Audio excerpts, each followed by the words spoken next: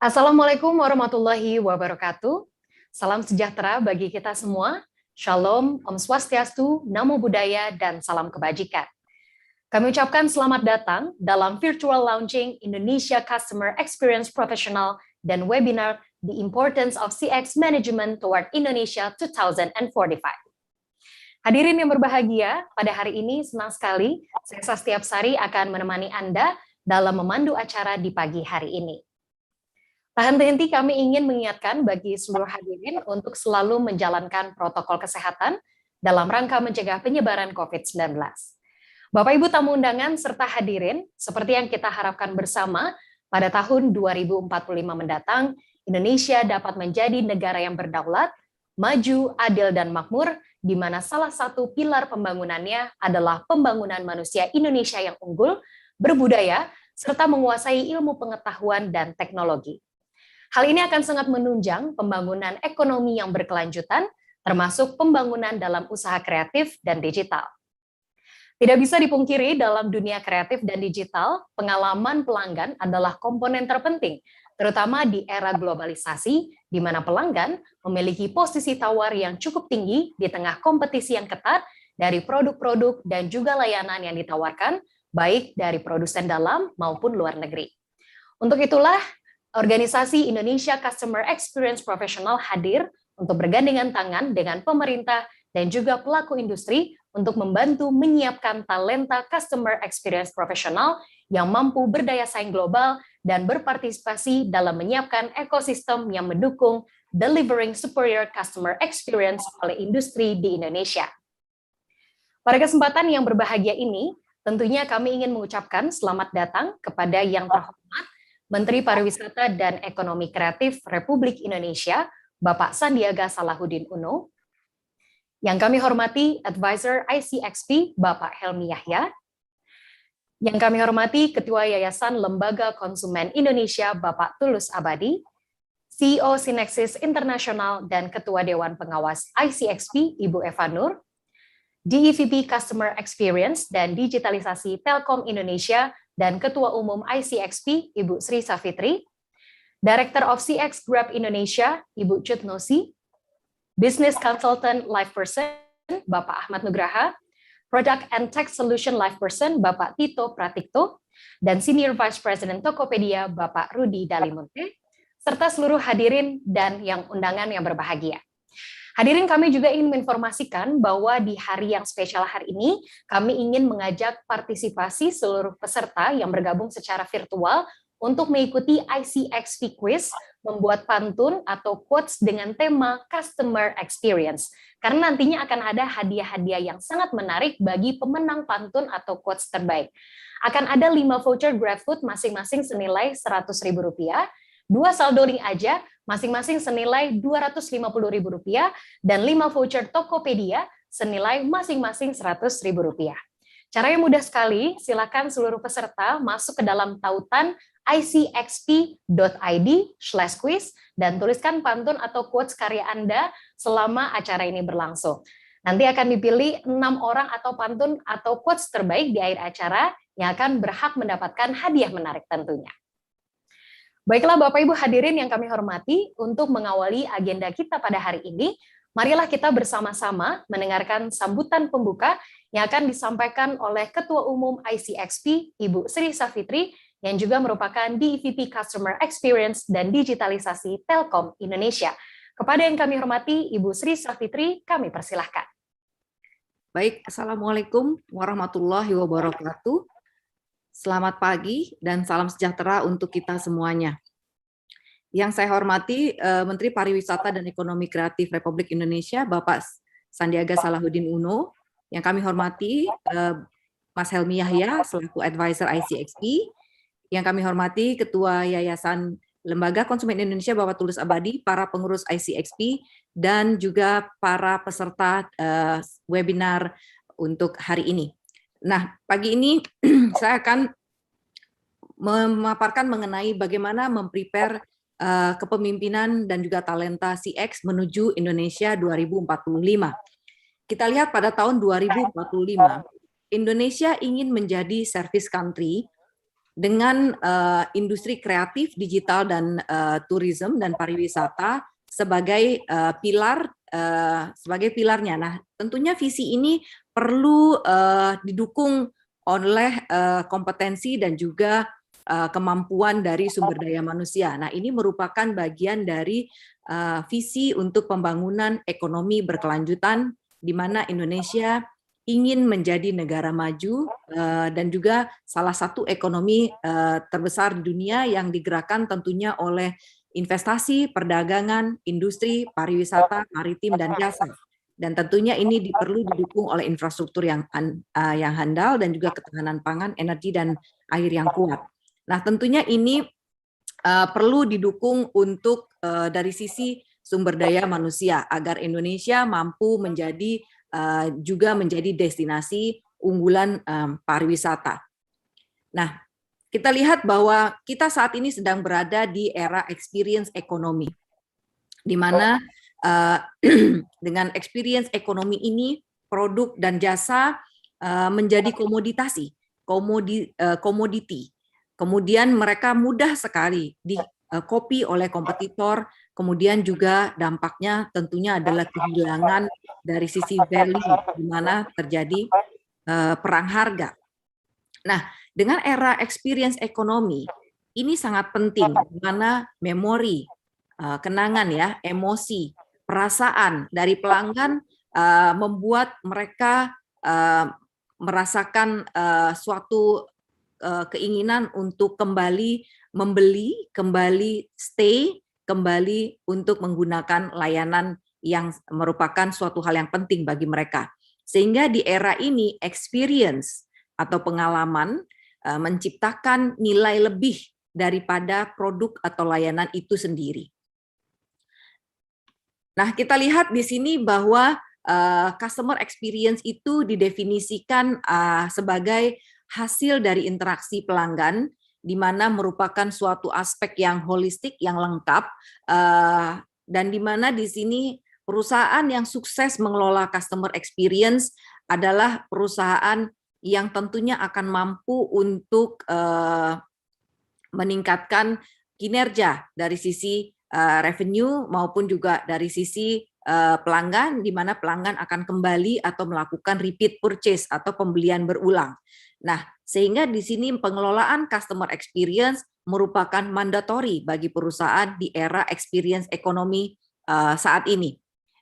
Nah, kita lihat di sini bahwa customer experience yang merupakan persepsi, kemudian juga perasaan bagaimana ketika customer atau pelanggan berinteraksi dengan kita, dengan perusahaan selama seluruh journey atau seluruh perjalanan dari pelanggan ketika berinteraksi dengan perusahaan. Sehingga di sini menurut saya bagaimana yang paling penting adalah untuk membangun empati pelanggan terhadap layanan, terhadap destinasi, terhadap layanan yang kita deliver.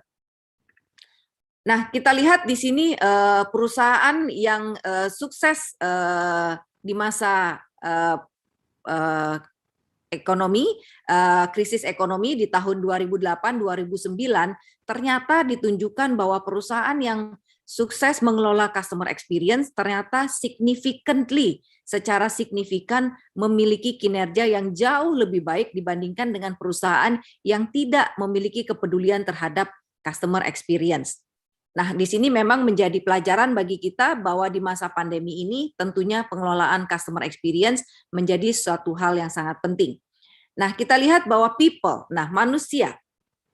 Manusia di sini merupakan aspek yang paling penting di dalam customer experience. Teknologi dan otomatisasi tentunya mampu mendukung untuk customer experience. Namun riset menunjukkan bahwa pentingnya customer experience, bahwa pelanggan lebih menginginkan interaksi dengan manusia. Bahkan kalau saya pernah katakan bahwa katakanlah untuk teknologi artificial intelligence, kata kuncinya di sini adalah art. Artificial intelligence, art. Art itu adalah seni, dan seni itu hanya mampu dilakukan oleh manusia, bukan oleh robot, bukan oleh komputer. Nah, kita lihat di sini data menunjukkan bahwa seluruh dunia 75% menginginkan interaksi dengan manusia dibandingkan dengan otomatisasi. Bahkan kita lihat di sini negara yang tertinggi di sini adalah Jerman ya, menginginkan 84%, di mana di sini yang terendah adalah Jepang menginginkan interaksi otomatisasi. Nah, kemudian kita lihat di sini tentunya pentingnya sumber daya manusia. Bagaimana kita membangun talenta-talenta atau sumber daya manusia yang tentunya mampu untuk mendeliver customer experience yang terbaik, yang memiliki empati kepada masalah-masalah atau pain problem dari customer.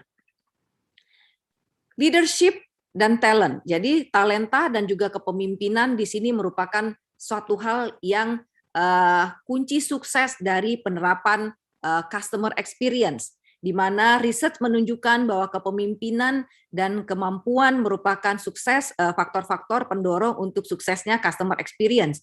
Sehingga untuk menuju visi Indonesia sebagai service-led country di tahun 2045, tentunya Indonesia perlu mempersiapkan kepemimpinan dan juga talenta yang siap atau CX ready untuk menjadi priority untuk setiap bisnis. Nah, di sini kita lihat dari hasil survei menunjukkan bahwa top management support dan leadership di sini menunjukkan yang tertinggi untuk suksesnya implementasi dari program customer experience yang diikuti tentunya dengan business process agility dan juga untuk simplifikasi dari sisi bisnis proses. Dan di sini diikuti dengan ketersediaan dari sumber daya yang mampu dan memahami mengenai customer experience. Nah, di sini secara urutannya kita lihat bahwa kunci sukses dari implementasi customer experience yang pertama adalah top management support atau kepemimpinan. Nah, bagaimana kita bisa memastikan bahwa perusahaan-perusahaan di Indonesia, UKM-UKM memiliki kepemimpinan yang sadar akan pentingnya customer experience. Kemudian diikuti dengan business process agility atau kelincahan untuk mampu mengelola customer experience, kemudian juga untuk penyederhanaan dari bisnis proses, kemudian ketersediaan dari critical skill yaitu kemampuan untuk customer experience dan tentunya untuk alignment dengan bisnis. Nah, kemudian bagaimana kita bisa memprepare, bagaimana kita mempersiapkan pemimpin dan talenta, sehingga di sini kita melihat bahwa upaya-upaya untuk membangun kepemimpinan dan juga talenta yang mampu untuk customer experience, memiliki kapabilitas untuk customer experience harus dilakukan secara sistematik, komprehensif, mulai dari rekrutmen, kemudian nurturing, kemudian juga dari sisi meretain. Nah, kita lihat dari sisi talenta, di sini kita harus mampu melihat dari sisi strategi bisnis, kemudian dari sisi workforce planning, di mana di sini menghasilkan drivers dan input. Kemudian di dalam organisasi sendiri tentunya perlu dibangun leadership, culture, dan performance, sehingga menghasilkan high impact workforce. Jadi sumber daya atau karyawan yang memiliki high impact, yang tentunya di sini akan mampu mendorong untuk terciptanya performansi bisnis, dan juga mampu mendeliver customer experience. Nah, di sini memang terlihat bahwa high impact workforce merupakan kunci di mana pegawai yang happy tentunya akan mampu membuat pelanggan juga happy. Nah, di sini kita lihat bahwa pentingnya untuk proses dari sisi rekrutasi, kemudian juga dari sisi nurture, tentunya di sini perlu dibangun skill dan kompetensinya. Kemudian dari sisi retain, bagaimana kita membangun engagement employee sehingga tercipta employee experience yang bagus, yang ujungnya tentu akan mampu untuk mendeliver great customer experience. Nah, untuk itulah di sini hadir Indonesia Customer Experience Professional, di mana untuk mendukung kesiapan dari sisi sumber daya menuju Indonesia 2045 melalui program-program untuk pengembangan sumber daya manusia yang sistematis. Di sini ICXP berdiri dengan tujuan untuk menyiapkan sumber daya manusia Indonesia yang berkualitas dan berdaya saing global untuk mendukung pembangunan ekonomi yang berkelanjutan. Memang dari sisi pengembangan kita di tahun 2021 tanggal 9 bulan 9 jam 9 tadi memulai adanya ICXP. kita lihat bahwa asosiasi CX sudah berdiri 10 tahun yang lalu. Jadi kita sudah tertinggal ibaratnya 10 tahun dibandingkan dengan organisasi CX dunia yang sudah dimulai pada tahun 2011. Kemudian di sini kita lihat juga dari sisi visi, gitu. Kita masih mungkin tertinggal dibandingkan dengan Kingdom of Saudi Arabia atau negara Saudi yang sudah mencanangkan tahun 2030 sebagai tahun quality of life dan enhanced service, dan bahkan sudah pertama kalinya di dunia menunjuk wakil menteri CX di bawah Kementerian Human Resource dan Social Development. Nah, tentunya kita sebagai negara Indonesia yang sudah mencanangkan tahun 2045 tidak mesti tahun 2045. Kita bisa lebih awal, bahkan mungkin bisa mempercepat untuk bisa memperbaiki dari sisi customer experience. Nah, kemudian visi dari ICXP adalah ingin menjadi organisasi acuan utama dari profesi customer experience untuk belajar, berbagi, menginspirasi dan juga bertumbuh. Kemudian di sini kita lihat ada 2 misi di sini, yaitu yang pertama adalah untuk menyiapkan talenta profesional customer experience yang mampu mendukung percepatan pembangunan industri kreatif, digital, dan pariwisata yang berdaya saing global. Yang kedua, ingin berpartisipasi dalam menyiapkan ekosistem yang mendukung delivering superior customer experience oleh industri di Indonesia. Untuk itu, ICXP akan menyelenggarakan berbagai kegiatan, yaitu diantaranya seminar dan webinar, training, sertifikasi. Kita harapkan kita bisa berafiliasi dengan lembaga-lembaga sertifikasi yang ada, baik di dalam negeri maupun di luar negeri, awarding, dan juga kita bisa berkolaborasi dengan lembaga pemberian award yang tingkat dunia, survei, riset, dan tentunya berbagai kegiatan sosial. Mungkin itu yang bisa saya sampaikan. Saya ucapkan terima kasih kepada para pembicara yang sudah meluangkan waktunya, para pengurus yang sudah mendedikasikan waktunya juga, dan juga seluruh effort dan upayanya sehingga ICXP ini terwujud. Dan tentunya juga saya ucapkan terima kasih kepada seluruh peserta webinar pada hari ini. Saya yakin kita semua di sini akan menjadi bagian dari sejarah untuk terbentuknya Indonesia sebagai service country di tahun 2045. Demikian, Assalamualaikum warahmatullahi wabarakatuh. Selamat pagi. Waalaikumsalam. Waalaikumsalam warahmatullahi wabarakatuh. Kami ucapkan terima kasih kepada Ibu Sri Safitri atas sambutan yang telah disampaikan. Terima kasih Ibu sekali lagi. Baiklah hadirin dan juga Bapak Ibu tamu undangan sekalian, pada kesempatan hari ini pula kami mengundang dengan hormat Bapak Helmi Yahya, Advisor ICXP, untuk dapat memberikan keynote speech-nya. Kepada Bapak Helmi Yahya, kami persilahkan. Baik, terima kasih Sasti. Bismillahirrahmanirrahim. Assalamualaikum warahmatullahi wabarakatuh. Selamat pagi, salam sejahtera, salam sehat, itu yang paling penting. Ya, Om Swastiastu, Namo Buddhaya, salam kebajikan. Yang saya hormati, ya my brother, Menteri Pariwisata dan Ekonomi Kreatif, ya Sandiaga Salahuddin Uno, yang saya hormati, ya teman-teman di Indonesian Customer Experience Professional, para pelaku CX, orang-orang CX, para pakar-pakar CX yang semuanya berkumpul pada kesempatan kali ini, ya para dewan pengawas dari ICXP, ya, dan semuanya yang hadir pada kesempatan kali ini. Jadi beberapa hari yang lalu saya diminta untuk menjadi salah satu penasehat, ya, advisor dari organisasi ini. Saya kan nggak pernah dengar sebelumnya, terus terang. Ya, apa itu? Indonesian Customer Experience Professional. Dan intinya adalah ada CX. CX itu apa?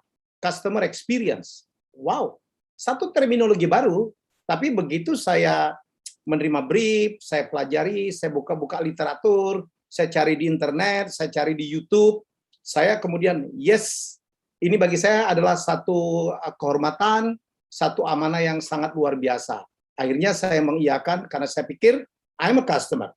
Ya, I'm a true customer. Saya adalah seorang customer sejati. Saya banyak traveling, banyak menikmatin jasa, ya, dari berbagai servis, dari berbagai produk.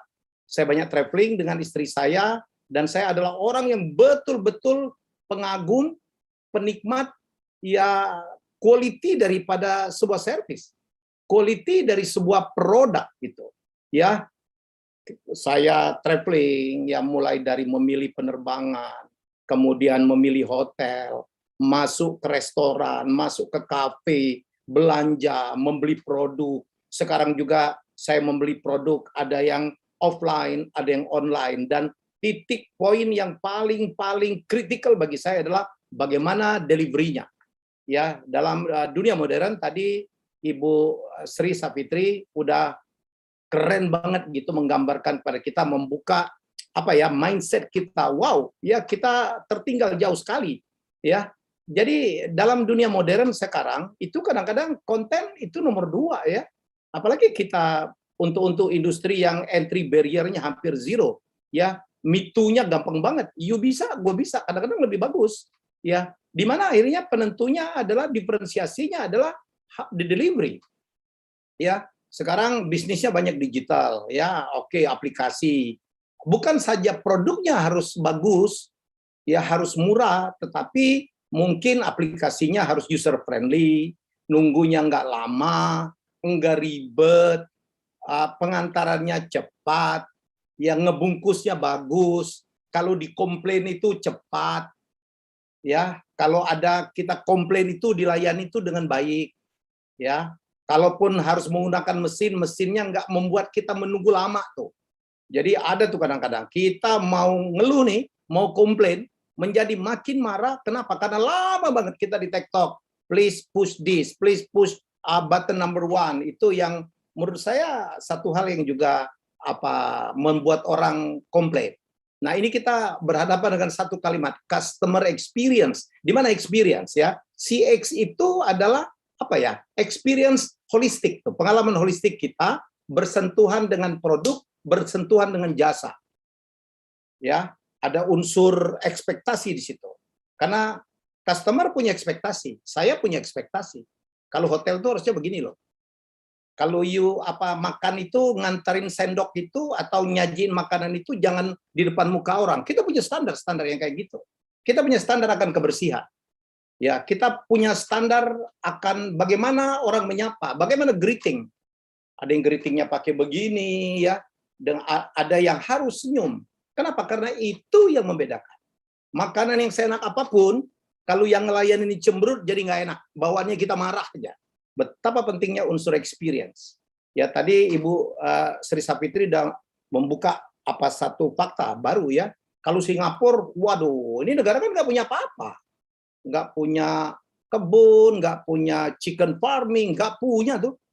Ya, mereka cuman konsumsi, nggak punya mining, nggak punya. Kenapa mereka lebih sejahtera dari kita? Ya, karena dia dari dulu ya sudah menobatkan dirinya. Ya, mereka harus unggul di service. Kalau teman-teman yang pernah ke Singapura dulu dan sekarang, orang Singapura dulu kan ngeselin ya, masuk toko itu cemberut gitu. Apalagi kalau kita masuk toko nggak beli, dia cemberut gitu. Tapi sekarang, hey, they change, mereka berubah, ya. Dan hebat ya Singapura itu, hebat. Dan kita tahu tuh, quality of the service is very good. See, produknya kadang-kadang itu aja. Produk yang dijual di Singapura kadang-kadang di Indonesia lebih murah. Tapi kenapa orang banyak nyaman di sana? Karena pelayanan. Saya kaget tadi Ibu Sri mengatakan Arab Saudi udah mencanangkan 2030 akan menjadi service country. Kalau Anda yang pernah umroh, pernah naik haji, ya pelayanan orang Arab itu dulu ya, mohon maaf itu sangat-sangat menyebalkan. Apalagi kalau kita antri ngecap visa gitu untuk masuk gitu. Mereka kadang-kadang ngomong dengan temennya, kadang-kadang ada yang ngangkat kaki gitu. Tapi kan Arab Saudi paham betul bahwa mereka tidak bisa mengandalkan lagi minyak. Minyak sebentar lagi habis. Udah muncul energi-energi baru yang kalau tidak mereka switch ya, mereka akan selesai dan mereka tahu itu. Ya, Arab Saudi sekarang berubah. Mereka membuka diri. Entertainment itu di kota-kota tertentu itu mengagetkan. Arab Saudi berubah luar biasa. Mereka akan menjadi pusat keuangan. Mereka punya bursa saham yang besar banget. Ya, mereka sadar akan service. Nah, Indonesia ya 2045 dicanangkan akan menjadi a service country. 2045 itu artinya berapa? 24 tahun dari sekarang. tepat 100 tahun setelah kita merdeka, kita akan mencanangkan diri sebagai salah satu kekuatan ekonomi dunia. Dan andalan paling besar itu salah satunya adalah dari ekonomi kreatif, ya, dan juga dari pariwisata. Jangan main-main dengan dua sektor ini. Sebelum COVID, ya, pada saat dipimpin oleh Pak Arif Yahya, ya, senior kita yang luar biasa itu, sektor pariwisata itu kontribusinya terhadap pemasukan desa itu nomor 2. Hanya kalah dari CPO. Itu kalau dibiarkan itu nggak terjadi apa-apa, nggak terjadi COVID, ya, penghasilan dari pariwisata, ya, apalagi ditambah dengan ekonomi kreatif akan menjadi penghasilan devisa nomor 1. Nggak main-main. Apalagi sekarang udah kita tahu pariwisata tuh multiplier efeknya ke industri yang lainnya banyak banget. Saat ini saja menurut data ada 34 juta orang Indonesia yang bergerak dalam industri parekraf itu, pariwisata dan ekonomi kreatif. Bagaimana lagi 2045? Itu lebih dari 10%.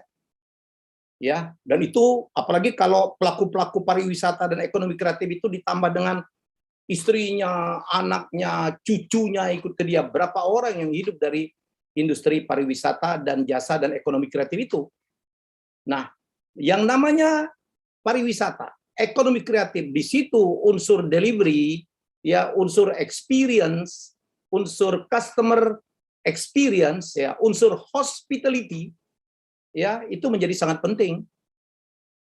Nggak ada gunanya tuh ada destinasi wisata yang bagus banget, tetapi orangnya nggak ramah, ditawar marah, kalau ditanya itu mukanya cemberut, ya.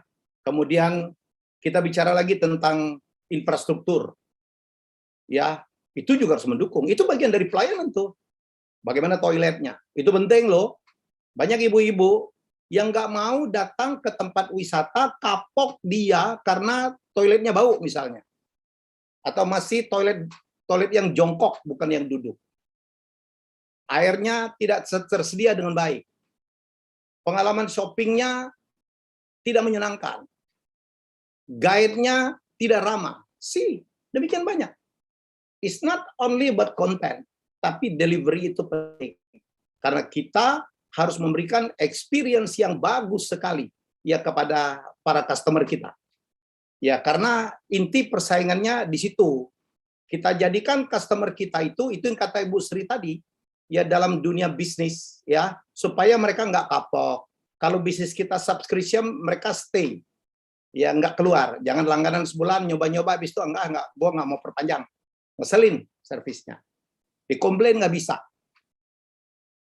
Nggak user friendly. Nggak sesuai seperti yang dijanjikan. Ya, kalau dia bisnisnya e-commerce, yang ngembalinnya susah. Delivery-nya lama. Mengirimkan barang yang tidak sesuai dengan gambar. Ya, banyak banget tuh. Percayalah teman-teman, I'm a businessman. Keuntungan paling besar dari seorang businessman itu kalau terjadi repeat order. Itu ada ilmunya tuh, repeat order. Kenapa? Kalau kita melakukan penjualan pertama, biasanya habis tuh marginnya.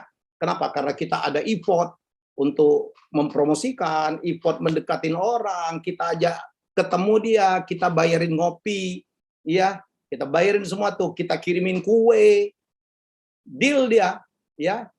Begitu ada untung pun mungkin tergerus tuh oleh pengeluaran-pengeluaran untuk mendapatkan itu orang. Ya, dari mana keuntungan paling besar kalau dia repeat? Kalau repeat kan kita tidak perlu lagi effort untuk melakukan pendekatan demikian heavy. Apalagi kalau dia sampai merekomendasikan ke temennya, lu kalau mau beli asuransi sama dia aja. Enak loh. Dia bukan agen yang ngejar kita pada saat sebelum closing. Setelah closing dihubungi aja susah. Wih, itu untungnya gede banget. Ya, mari kita memberikan perspektif, memberikan customer kita experience yang demikian menyenangkan. Bila perlu kita tuh dibela. Kalau produk kita dihina orang, oh lu salah, karena pengalaman gua bagus banget. Kita mendapatkan customer yang menjadi evangelis dari produk kita, jasa kita, itulah yang kita mau. Ya. Jadi sekali lagi kembali, Indonesia 2045 akan mengandalkan parekraf salah satunya untuk menjadi negara. Kita mungkin 2045 itu kita katakanlah service country, we still have time, 24 years. Ya, mari kita sadar, satu, tahu betapa pentingnya customer experience. Ya, mari, ya saya senang banget ya, apa ICXP akan membuat sertifikasi, membuat awarding, kita berikan penghargaan kepada perusahaan-perusahaan, brand-brand ya, service-service, produk-produk yang memberikan pengalaman yang menarik, yang menyenangkan bagi customernya. Jangan membuat customer kapok. Ya, jangan membuat customer kapok. Jangan serta-merta, wah kita customer service-nya udah bagus loh. Waduh, kalau bisa kita tuh jangan dikomplain. Jangan bangga kalau perusahaan kita handling customer service-nya keren, banyak banget gitu. Artinya perusahaan kita kan delivery produknya kan tidak sesuai dengan banyak dikomplain lah. Saya kalau mau cerita dikit ya, saya kan pernah begini pernah menjadi dirut TVRI ya, satu perusahaan yang di dalam industri televisi itu kan juru kunci nomor 15. Nomor 15 juru kunci loh, bayangkan. Dengan aset demikian besar, pegawai demikian banyak, milik negara, milik rakyat, nomor 15 bertahun-tahun. Begitu saya masuk, saya kaget. Begitu saya dipercaya tanggal 29 November 2017, begitu saya dilantik gitu, yang datang banyak banget. Ya, kembang-kembang ucapannya itu di jalan Gerbang Pemuda itu penuh. Tokoh-tokoh hebat ya itu datang menghadiri pelantikan saya. Media penuh. Ya, media penuh. Memuat, "Wih, Helmi jadi dirut TVRI." Apa yang saya tangkap? Ada ekspektasi dari masyarakat agar TVRI itu kembali seperti masa lalu, memimpin televisi. Kita ini berdosa saya pikir ya terhadap TVRI. Dengan undang-undang penyiaran yang dibuat dalam rangka euforia reformasi saat itu. Ya, sehingga dia terabaikan. Undang-undang penyiaran itulah yang membuat saya dipecat, ya, tidak bisa diselamatkan oleh siapapun. Ya, ini bukan saya komplain, saya nggak baper nih. Saya tuh happy banget sekarang. Jadi, tapi apa yang saya ingin sampaikan, ada ekspektasi publik. Ya, itu yang saya selalu bicara. Nggak benar tuh TV publik Indonesia ada di juru kunci, nggak benar. Dia pakai uang negara loh, pakai uang pajak rakyat loh. Kita harus punya tanggung jawab. Itulah yang bagian dari accountability. Orang berharap pada saat TV-TV swasta itu yang dikejar ya sebagian besar hanya unsur komersial. Yang penting ada cuan. Acara sebagus apapun, seedukatif apapun, kalau rating dan share tidak tinggi, iklan tidak masuk, out. Oleh karena itu acara-acara budaya tidak ada, acara-acara edukasi anak-anak tidak ada, karena nggak menguntungkan bikin acara anak-anak tuh. Yang nonton dikit, kan dipaksa pagi hari. Pagi hari anak-anak kan sekolah, yang nonton dikit. Bukan prime time. Rate cut-nya pasti kecil. Diborong orang semua pun oleh pengiklan, masih nggak nutup dengan biaya produksinya. Apalagi pengiklan tidak akan masuk, karena mereka melihatnya rating dan share. Harus ada keberpihakan. Karena TVRI itu adalah TV publik, ya non komersial, kita buat itu acara. Beritanya itu harus yang inspiring, ya. Orang juga nggak mau dong, ya. Sekarang berita itu banyak hard news, ya ada pembunuhan, ada pembegalan, berita-berita korupsi. Itu kan kadang menginspirasi orang, ya, untuk ditiru. Jadi itu yang saya perbaikin waktu itu. Tapi saya perbaikin kontennya. Jadul banget tuh. Saya bekerja dengan orang-orang yang mungkin 30 tahun tidak ada sadar bahwa kita harus punya tanggung jawab loh. Jangan sampai kita ini ya, saya kan 26 tahun pegawai negeri. Jangan jadi pegawai negeri yang penting berita acara produksinya selesai, harus ditonton orang. Saya kasih tahu ini loh. Kita harus tonton orang. Kenapa? Kita harus memuaskan konsumen kita. Harus memuaskan publik. Bagaimana cara membuat judul, bagaimana memilih narasumber, bagaimana memilih pengisi acara, bagaimana memilih lagu, bagaimana mengemas satu produk, satu paket, satu program, kita ajarkan semua. Saya turun langsung. Berubah tuh TVRI.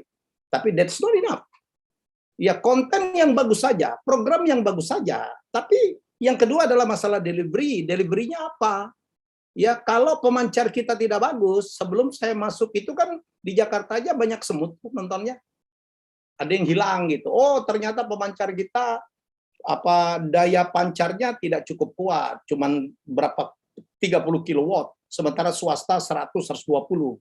Saya fokus ke sana. Begitu kita naikkan daya pancarnya dan tiba-tiba TVRI sama itu programnya, kualitinya ya dengan TV swasta.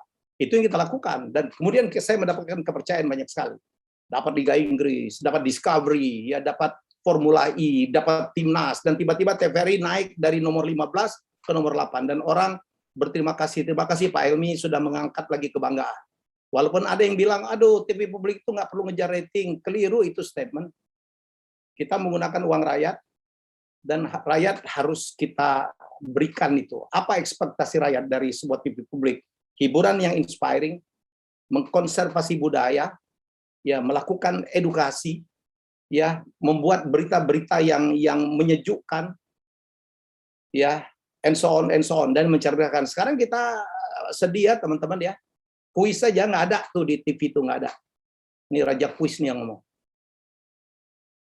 Ya nggak ada tuh. Padahal itu pun kita perlukan. Baru saja kita shock, kita kehilangan seorang legend, guru saya, Kus Hendratmo meninggalkan kita dalam kondisi yang tidak ada orang tahu. Tiba-tiba orang terbaik, wah dulu ada acara-acara keren berpacu dalam melodi. Yang bangun-bangun saya tahu umurnya. Tiba-tiba orang sadar dengan produk-produk Bu Ani dulu ya. Tiba-tiba orang sadar dulu berapa puluh tahun lalu ada Siapa Berani yang saya bawakan dengan Alia ribuan episode. Satu acara edukasi yang entertaining. Ya, kenapa acara begitu ditonton orang? Kenapa TVRI naik pada saat saya pimpin? Karena memenuhi ekspektasi masyarakat. Ya, ekspektasi masyarakat itu mereka kepengen tidak saja good product, good service, tetapi juga mereka masalah delivery. Makanya pemancarnya saya tingkatkan. Ya, dalam dunia TV itu ada namanya CAR ya, content, awareness dan reception. Konten programnya harus bagus, harus kreatif. Ya, A-nya adalah awareness, harus kita beritahukan ke masyarakat. Ini loh ada program akan tayang tanggal sekian. Saya benahin tuh medsosnya. Ya, kemudian R-nya adalah reception. Reception tuh diterima di rumah kalau bisa bening, jangan banyak semutnya. Tapi masalah customer experience tidak hanya di dunia televisi, semuanya tadi saya udah cerita. Ya, di sini kan banyak pelaku bisnis, mulai UMKM, koperasi atau apapun, sektornya macam-macam, pariwisata ya, atau apapun gitu, atau e-commerce, semuanya memerlukan ya pemahaman tentang customer experience. Ya, Bu Sri membuka mata kita bahwa ini adalah ilmu baru, kesadaran baru, ya barangkali banyak belum tahu, ternyata bisa ada diukur, ada metriknya untuk ada skornya. Ya mari kita edukasi sama-sama. Ayo, karena saya adalah tokoh edukasi. Saya menyambut baik saya dipilih untuk menjadi advisor di organisasi ini. Jadi semoga apa yang saya sampaikan berhasil menginspirasi kita semua. Ya, semoga kita bisa menjadi negara hebat seperti yang kita mimpikan 2045 menjadi salah satu kekuatan ekonomi dunia. Yes, we can, tapi we have to prepare many things. Ya termasuk ya dalam dunia bisnis. Yuk, mari kita kejar ketertinggalan kita. Jangan malu belajar dari negara lain. Jangan malu belajar dari Singapura. Ya, mereka bisa, kita pasti bisa. Kita mestinya lebih bisa lagi. Ya, saya berharap ya pelajaran tentang CX masuk ke kurikulum sekolah tuh, masuk ke kurikulum perguruan tinggi. Karena ini penting. Ya, itu saja yang ingin saya sambutkan. Saya sambut sambutan saya. Terima kasih. Ya, terima kasih kepercayaannya. Terima kasih sudah bergabung. Ya, saya akhiri dengan wabillahi taufik wal hidayah. Wassalamualaikum warahmatullahi wabarakatuh. Waalaikumsalam. Waalaikumsalam warahmatullahi wabarakatuh. Terima kasih kami ucapkan kepada Bapak Helmi Yahya selaku Advisor ICXP. Terima kasih atas keynote speech yang luar biasa inspiratif dan juga ini tentunya menjadi motivasi bagi insan CX Indonesia dan masyarakat pada umumnya. Terima kasih sekali lagi Pak Helmi Yahya atas sambutannya. Sehat selalu Pak. Baiklah hadirin yang kami hormati dan tentunya segenap tamu undangan sekalian, sebuah kehormatan bagi kami karena Menteri Pariwisata dan Ekonomi Kreatif Republik Indonesia, Bapak Sandiaga Salahuddin Uno, sangat mendukung ICXP yang akan diluncurkan hari ini. Namun karena kepadatan jadwal beliau, sehingga beliau tidak dapat bergabung hari ini, namun beliau telah mengirimkan video keynote speech-nya. Untuk itu, mari kita ikuti bersama keynote speech oleh Menteri Pariwisata dan Ekonomi Kreatif Republik Indonesia, Bapak Sandiaga Salahuddin Uno.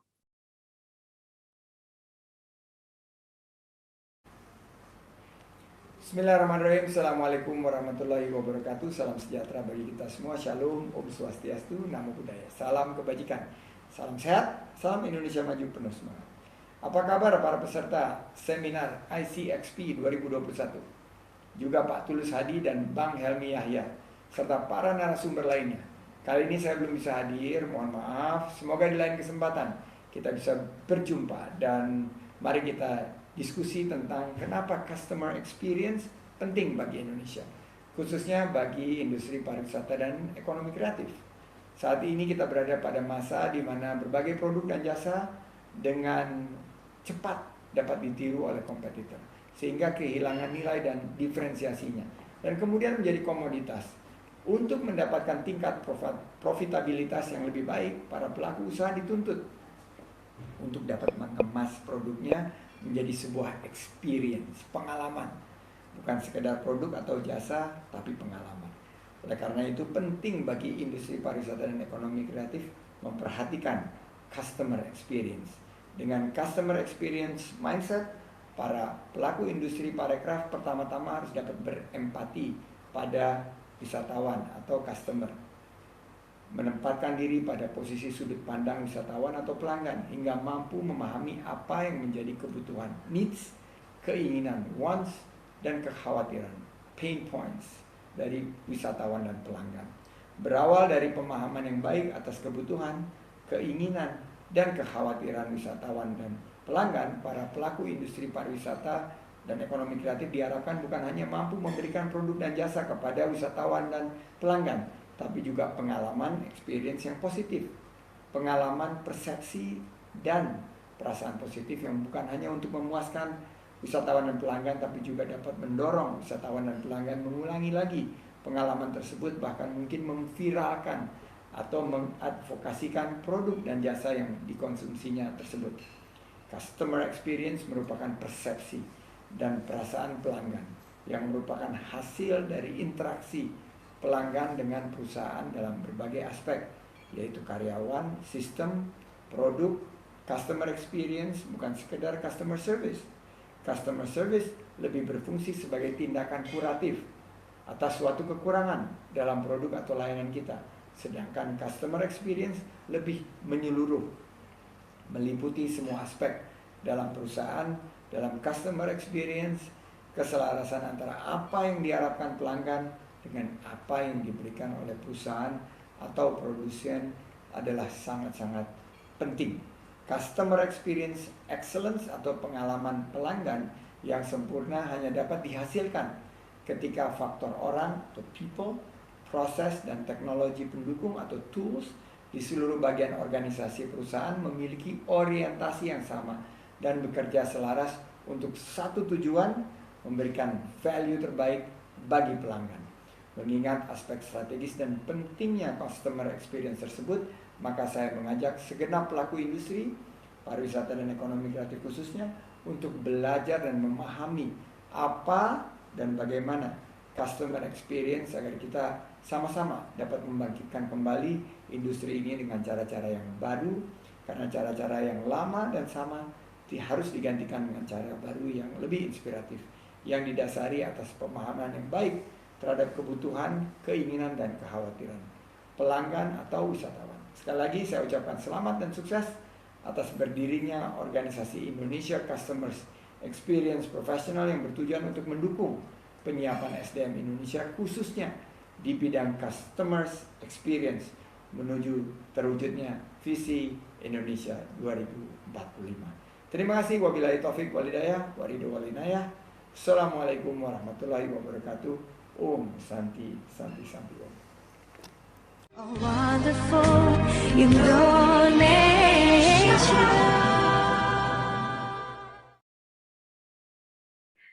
Terima kasih kami ucapkan kepada Bapak Menteri Pariwisata dan Ekonomi Kreatif Republik Indonesia, Bapak Sandiaga Salahuddin Uno, atas keynote speech yang telah disampaikan pada hari ini. Dan selanjutnya hadirin sekalian, kita akan bersama-sama menyaksikan peluncuran Indonesia Customer Experience Professional. Untuk itu, kami undang dengan hormat Ibu Sri Safitri, Ibu Eva Nur, Ibu Cut Nosi, Bapak Rudi Dalimunte, Bapak Ahmad Nugraha, dan tentunya Bapak Helmi Yahya. Baik, ya mungkin Bapak Ahmad Nugraha silakan bergabung bersama kami semua. Sudah hadir, Mbak Sasti. Ya, baik Pak. Sudah hadir di sini semua yang akan meluncurkan secara resmi ICXP. Untuk itu kami mohon kesediaannya kepada Bapak Helmi Yahya selaku advisor dari ICXP untuk dapat memimpin peluncuran Indonesia Customer Experience Professional. Silakan Pak. Baik, mohon izin.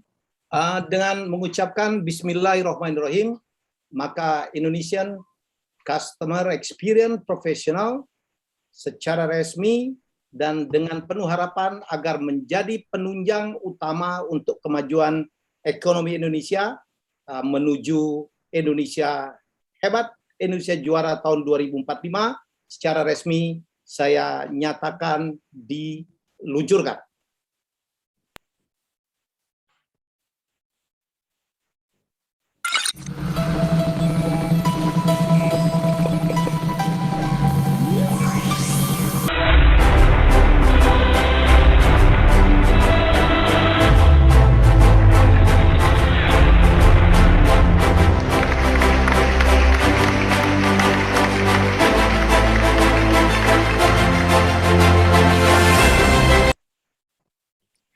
Dan dengan ini Indonesia Customer Experience Professional resmi diluncurkan. Boleh tepuk tangan yang paling meriah hadirin sekalian?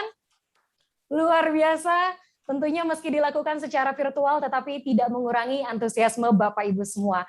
Saya mohon izin untuk dapat berfoto bersama Pak Helmi, Ibu Sri Safitri, Ibu Cut Nosi, Ibu Eva, Pak Rudi, Pak Ahmad, dan juga bergabung Pak Sandiaga Uno untuk dapat melihat ke arah kamera dan rekan-rekan panitia akan membantu untuk men-screenshot.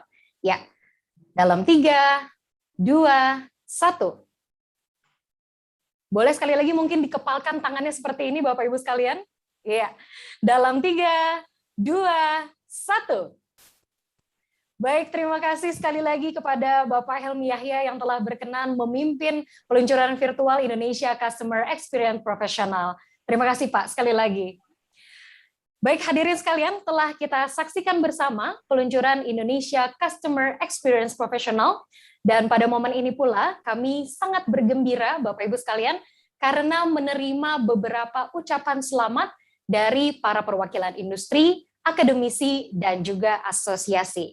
Untuk itu, langsung saja tanpa berlama-lama lagi, mari kita simak aspirasi dari rekan-rekan industri, akademisi, dan asosiasi.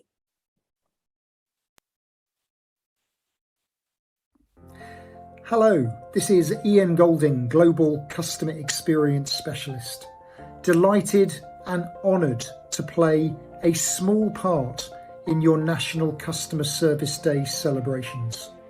It is wonderful to hear how focused Indonesia as a country is on improving knowledge, capability, and just the general desire to be a service-led country. And to hear that by 2045, the ambition of your country is to really excel in service, I think is a wonderful aspiration. And actually, it very much aligns with the way that customer service and the broader subject of customer experience is evolving all around the world, from the US to New Zealand and Australia to South Africa, all the way up to the Nordic countries, Scandinavia, Denmark, Norway. Customer experience is being embraced as a profession. You may not have ever heard customer experience described as a profession before, but this year marks the 10th anniversary of the formation of the world's first global association in customer experience, the CXPA. And during that 10 years, the science that customer experience has become has been increasingly established. And it's a wonderful opportunity as a result to celebrate more than just National Customer Service Day in Indonesia, but even more importantly, the establishment of Indonesia Customer Experience Professional Association. To see that there is now a real desire to increase knowledge of the science that customer experience has become will be a key element that will enable the country to reach that aspiration, not by 2045, but hopefully a long way before 2045 as well. So, as I say, it's a pleasure for me to join you from the UK, a country that still has a lot to learn about adopting the competencies that define the science of customer experience. But it's just great to know that you are not alone in that need to keep learning, to keep understanding, and to keep improving. Customer experience is a science that, whilst there are competencies behind it, it requires a huge amount of passion, courage, persistence, and tenacity to change the way organizations think about their interactions, not just with customers, but employees as well.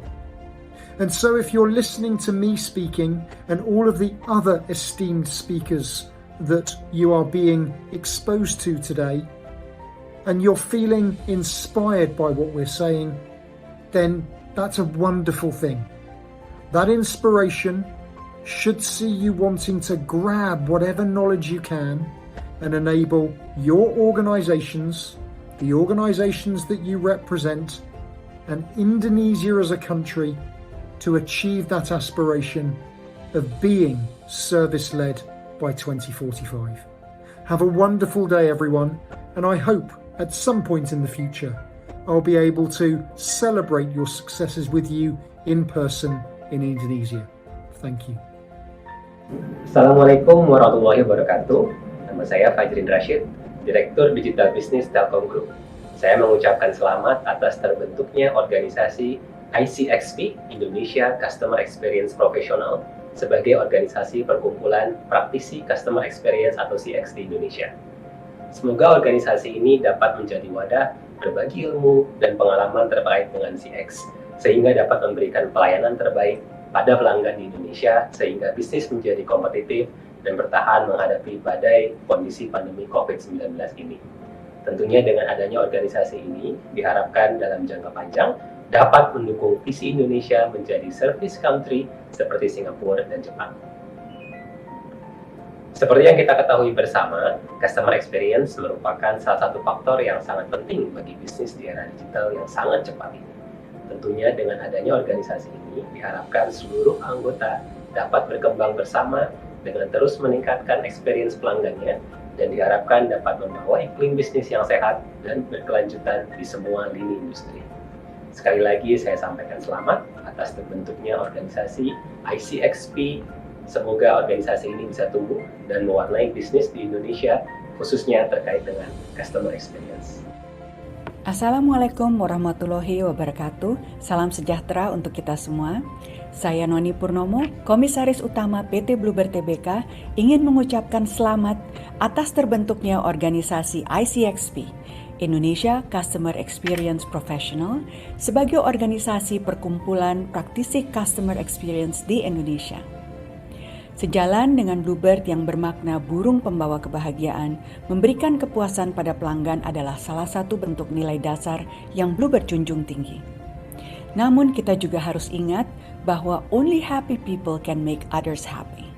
Jadi semua harus dimulai dari diri sendiri, sebagai fondasi nilai dasar perusahaan. Dengan adanya organisasi ICXP, semoga kita bisa bersinergi bersama untuk terus bisa menjawab kebutuhan dan kepuasan para pelanggan kita. Tentunya saya pribadi juga berharap eksistensi ICXP membawa manfaat kepada masyarakat, dan kita selalu bergandengan tangan menghadapi berbagai macam rintangan yang ada. Sukses selalu untuk ICXP. Selamat atas terbentuknya ICXP ya. Mudah-mudahan ini bisa menjadi wadah yang baik untuk berbagi ilmu sehingga pelayanan terhadap customer di era yang sangat kompetitif ini bisa semakin baik dan paripurna.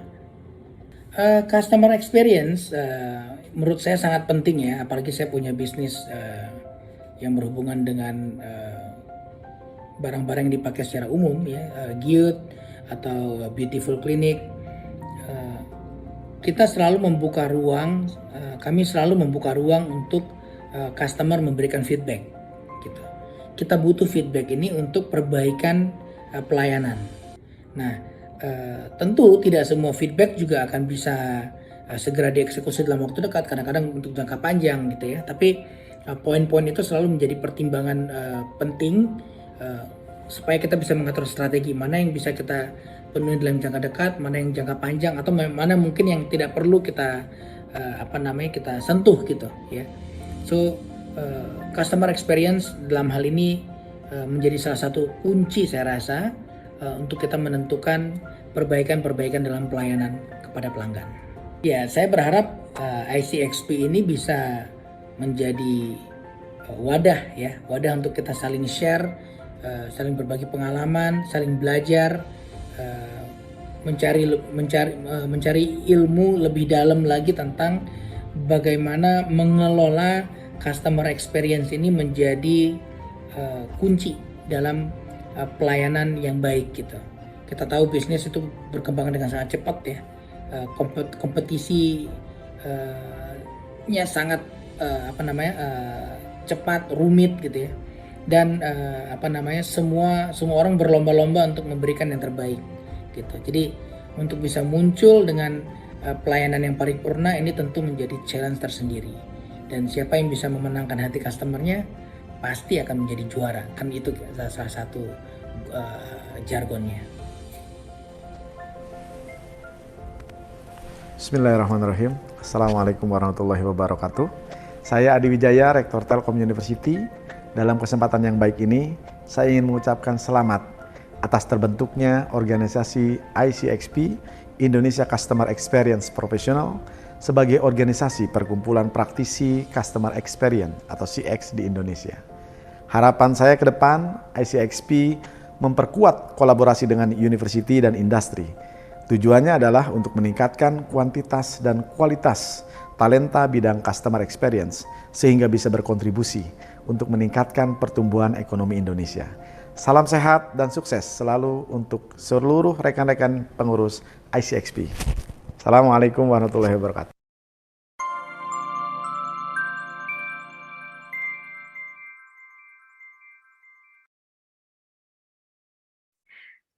Baik, hadirin sekalian, baru saja kita saksikan bersama aspirasi dari rekan-rekan industri, akademisi, dan asosiasi. Pada kesempatan ini mula, di momen yang sangat spesial ini sudah hadir Ketua YLKI yang bergabung secara virtual bersama kita semua. Untuk itu sekali lagi kami ingin mendokumentasikan atau mengabadikan momen ini bersama. Untuk itu langsung saja saya akan mengundang Bapak Hilmi Yahya sudah bergabung, Ibu Sri Safitri, Ibu Eva Nur, Ibu Cutnosi, Bapak Rodi Dalimunte, Bapak Tulus Abadi, dan juga Bapak Ahmad Nugraha untuk dapat berfoto bersama sekali lagi mengabadikan momen yang spesial pada hari ini. Baik, dalam 3, 2, 1. Iya, boleh sekali lagi dikepalkan tangannya Bapak Ibu sekalian? Iya. Dalam 3, 2, 1. Oke, boleh tepuk tangannya sekali lagi. Terima kasih Bapak Ibu sekalian. Terima kasih Pak Helmi, Ibu Sri Safitri, Bapak Ahmad, Pak Tulus, Bu Eva, Bu Cut, dan juga Pak Rudi. Kita akan langsung saja melanjutkan agenda berikutnya.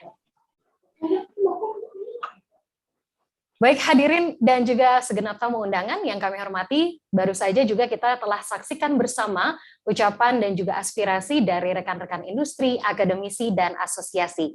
Kalau kita lihat tadi ada Mr. Ian Golding, Global CX Specialist, dan juga perwakilan Asosiasi CX Internasional, lalu Bapak Fajrin Rashid, Direktur Digital Business Telkom Indonesia, Ibu Noni Purnomo, Komisaris Utama Bluebird, Dr. Tompi, musisi, founder Gyut dan Klinik Beautiful, dan juga Profesor Dr. Adi Wijaya, Rektor Telkom University.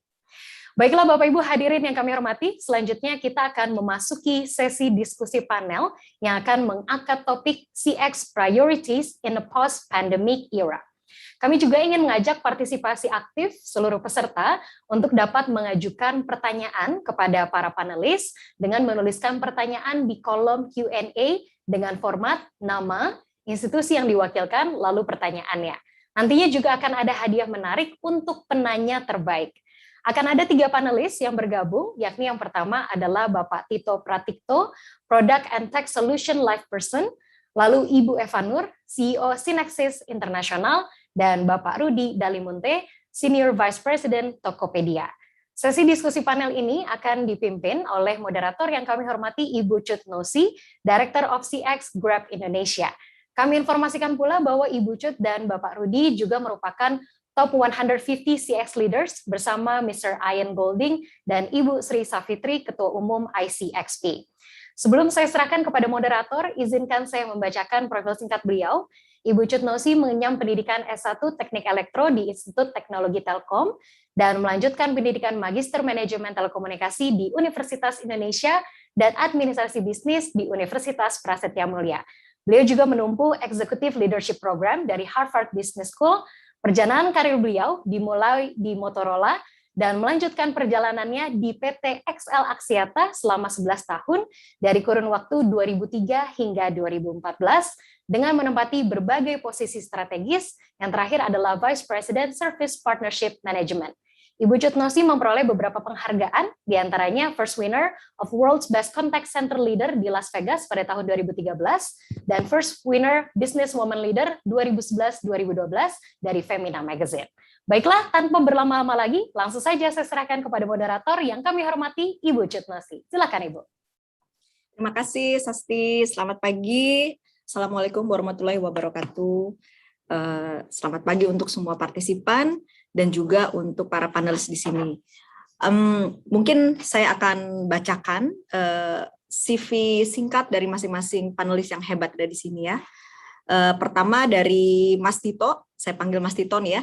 Mas Tito Pratikto adalah Digital Product dan Technology Professional dengan pengalaman lebih dari 11 tahun di Eropa dan paling mantepnya ini di Germany ya Mas, dan di Asia Tenggara, bukan cuma Indonesia tapi juga di Singapura. Mas Tito ini memiliki rekam jejak menginisiasi dan mengembangkan transformasi digital untuk customer experience di berbagai vertical business, dari mulai telekomunikasi, retail, FMCG, dan financial, dengan penerapan teknologi berbasis otomasi, jadi machine learning dan juga AI sebagai salah satu pilar utamanya. Saat ini, Mas Tito adalah Product dan Technology Solution dari LivePerson, perusahaan SaaS, Software as a Service, Conversational AI dari Amerika dengan misi mengembangkan kegiatan operasional di Asia Tenggara khususnya di Indonesia. Selamat pagi Mas Tito. Selamat pagi Mbak Cut. Oke, panelis kita yang kedua, nah ini senior saya nih Mbak Eva. Mbak Eva Nur ini adalah CEO dari Synexis International, the premier cyber security company di Indonesia. Beliau juga sangat berpengalaman di bidang entrepreneur, cyber security, dan juga leadership. Jadi lengkap nih ya Mbak Eva ini. Selain itu, beliau juga dikenal sebagai pendukung program-program nasional untuk menciptakan peluang-peluang usaha perempuan dan young talent di Indonesia. Selamat pagi Mbak Eva. Selamat pagi Mbak Cut, terima kasih untuk bisa bergabung di sini. Iya Mbak Eva. Nah, panelis kita yang ketiga, nah ini teman saya nih, kita udah kenal lama banget nih ya, Mas Rudi.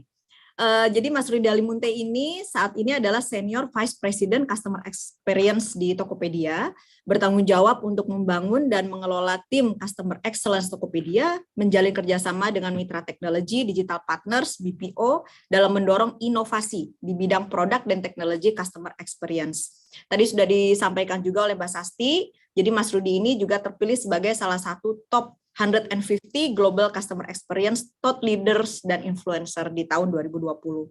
Sebelum di Tokopedia, Rudi adalah seorang praktisi terkemuka di bidang Customer Experience, transformasi digital, dan manajemen kemitraan strategis.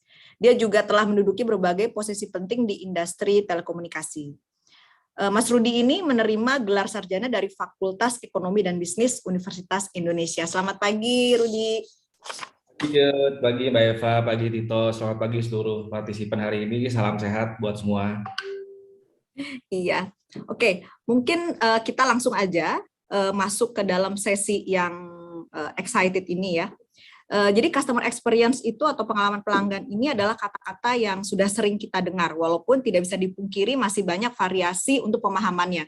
Tadi kita juga sudah mendengarkan explanation dari Pak Menteri gitu ya. Jadi bahwa ada yang memahami bahwa customer experience itu adalah customer support yang after the fact gitu ya, yang harus memberikan layanan sebaik mungkin pada saat terjadi pengalaman yang tidak menyenangkan atau broken promise. Nah, namun ada juga nih yang memahami bahwa customer experience itu adalah setiap interaksi yang terjadi pada overall journey-nya pelanggan gitu ya, dari pada saat awal, even daripada saat fase akuisisi gitu ya, sehingga broken promise itu dapat diminimalisasi seperti tadi sudah disinggung oleh Mas Helmi Yahya juga. Nah, konsepnya aja itu udah challenge gitu ya. Nah, untuk merealisasikannya ini adalah untuk menjadi execution level itu lebih challenge lagi gitu ya. Jadi hari ini saya ingin berdiskusi lebih dalam nih dengan pakar-pakar yang bukan hanya understand konsep dari CX, tapi juga merupakan praktisi yang eksekusi gitu ya, CX sehingga menjadi real action. Nah, mungkin yang pertama saya akan ke Mas Rudi dulu nih. Mas Rudi, ini kan tepatnya kemarin nih, kita sudah 555 hari gitu ya setelah kasus pertama COVID diumumkan di Indonesia gitu. Nah, kita juga sudah melewati 2 peak gitu ya, dan peak yang kedua yang sangat challenging itu terjadi di bulan Juli kemarin gitu ya. Jadi itu journey-nya tuh quite challenging lah buat Indonesia. Nah, kalau dari Mas Rudi nih, apa sih perubahan behavior pelanggan ini selama pandemik yang terjadi di Tokopedia atau industri e-commerce secara overall, Mas?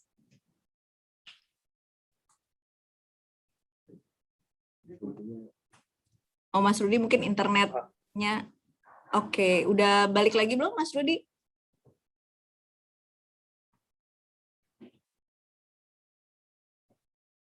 Hilang ya? Oke. Nah, mungkin bisa di ini. Mas Rudi balik. Oke, Mas Rudi. Tadi ada kepotong atau sempat dengar overall pertanyaan dari saya tadi? Sedikit terpotong, Jud, sorry, mungkin sekitar Oke. Jadi intinya itu adalah gimana nih perubahan behavior pelanggan ini selama pandemik ya yang terjadi di company-nya Rudi dan atau di industri e-commerce secara overall.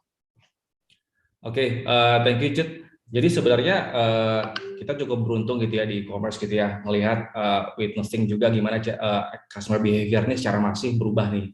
Nggak cuma dari sisi pembeli, tapi juga dari sisi penjual gitu ya, itu luar biasa berubah gitu ya.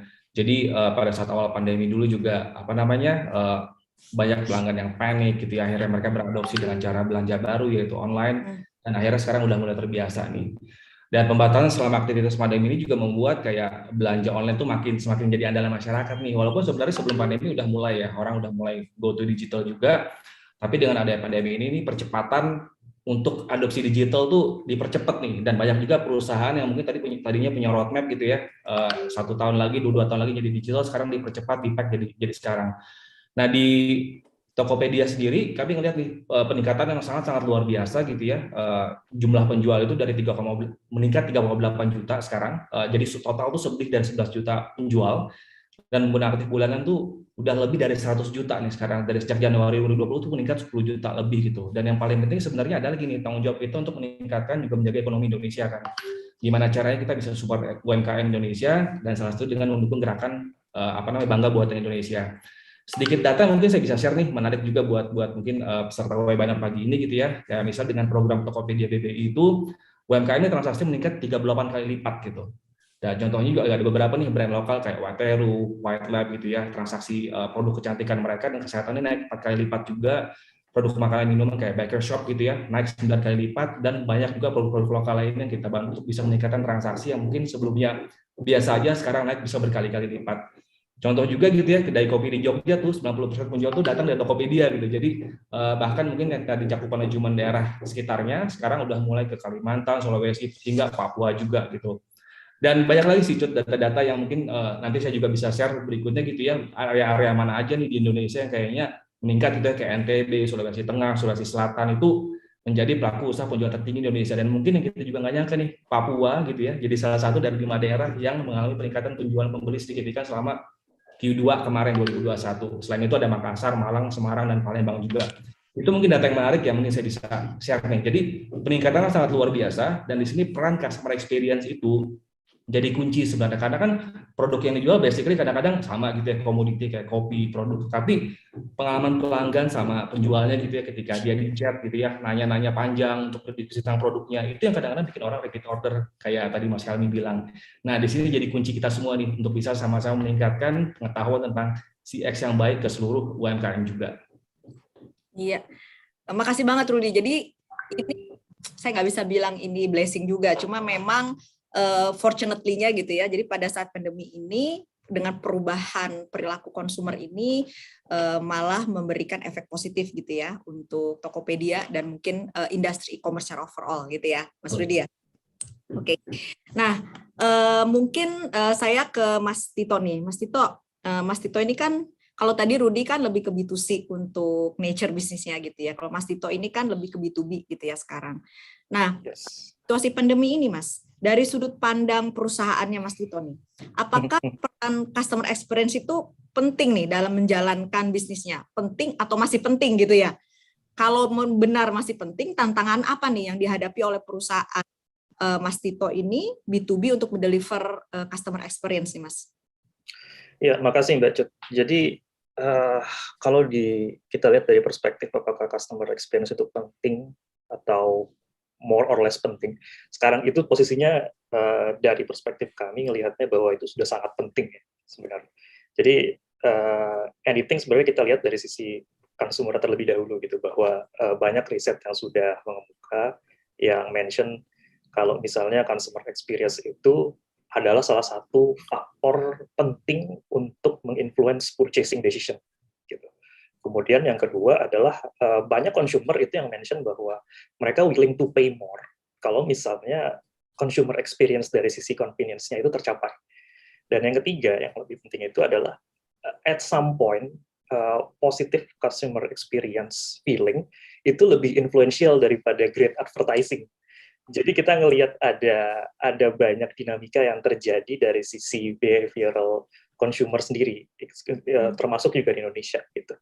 Nah, kalau kita lihat dari tantangan enterprises untuk bisa gimana caranya untuk nge-deliver consumer experience ini, yang pertama kita harus ketahui bahwa consumer experience itu sangat holistik. Jadi dia tidak sekedar cuma user experience kalau di mobile app atau consumer support atau contact center, itu adalah komponen pendukungnya sebenarnya. Tapi dari yang paling penting adalah kita bisa mengetahui bagaimana membantu enterprise ini untuk tahu consumernya mereka, personanya mereka seperti apa, journey-nya mereka untuk datang ke enterprises atau untuk merasakan experience itu seperti apa, behavior-nya seperti apa, dan feedback loop atau data yang kita bisa dapat dari itu seperti apa. Itu yang pertama, yang paling susah sekarang itu ya, knowing your consumer. Kemudian yang kedua adalah obviously align operation model internal. Jadi karena banyak sekali pilar-pilarnya di dalam itu memang harus di-set bagaimana caranya antar function atau cross-functional function itu bisa terjadi di dalam enterprises. Dan yang ketiga adalah teknologi repositioning. Nah ini yang menarik, karena kita selalu berbicara bahwa otomasi itu sudah pasti akan di-take over oleh robot, human akan di-take over oleh robot. Padahal kalau kita lihat tadi dari yang Unisri juga udah mention bahwa human itu masih memegang faktor yang paling penting gitu. Jadi tetap harus ada human touch yang diintegrasikan dengan separate level of automation tadi gitu. Dan yang paling terakhir, yang paling penting adalah sebenarnya adalah people's mindset dan capability-nya. Jadi dari sisi enterprise pun juga harus mulai untuk menginisiasikan consumer mindset di setiap lini function yang mereka jalankan di dalam gitu. Karena consumer experience ini jatuhnya adalah shared responsibility. Semua entity atau semua resources di dalam enterprise itu harus punya mindset ini agar bisa istilahnya mendeliver the consumer experience di level yang excellence gitu. Kira-kira seperti itu, Mbak Cut. Oke, Mas Ito. Jadi B2B pun sebenarnya tetap penting ya, karena kan kalau B2C kan clear nih, maksudnya end user untuk kita memberikan pelayanan pelanggan yang bagus gitu ya. Tapi B2B pun sama ya. Jadi that's important juga, dan itu challenge-nya juga berbeda lah dengan yang B2C lakukan gitu ya. Nah, betul. Mungkin menyambung ke tadi yang Mas Tito tadi nih, Mbak Eva, ini sebenarnya ya di COVID-19 ini prioritas perusahaan itu apa ya? Maksudnya kan tidak semua perusahaan mungkin se-fortunate Tokopedia atau e-commerce gitu misalnya ya. Nah, secara overall nih Mbak, apakah prioritasnya itu survival mode misalnya, jadi tetap melihat growth-nya gitu kan, top line atau managing bottom line gitu kan. Nah itu prioritas ini masih sejalan nggak sih dengan konsep customer delivering the best customer experience di digital era ini, Mbak Eva? Oke. Terima kasih nih, pertanyaannya bagus sekali.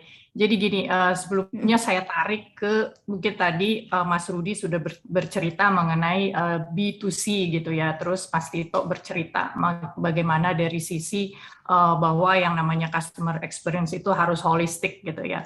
Nah ini saya tarik ke lebih ke strateginya gitu ya. Jadi kalau kita melihat not being digital is not an option gitu ya. Jadi sebelum pandemi saja itu sudah bukan opsi buat kita sebetulnya, apalagi sekarang ini gitu. Jadi bagi perusahaan yang awalnya melakukan kegiatan bisnis offline, sekarang dalam tanda kutip itu dipaksa harus go digital kan. Nah, tantangan tadi udah diceritakan oleh Mas Rudi sama Mas Tito, jadi memang tidak mudah. Tapi pandemi COVID ini kita harus ingat bahwa pandemi COVID ini akan berakhir gitu ya, pada suatu saat itu akan berakhir.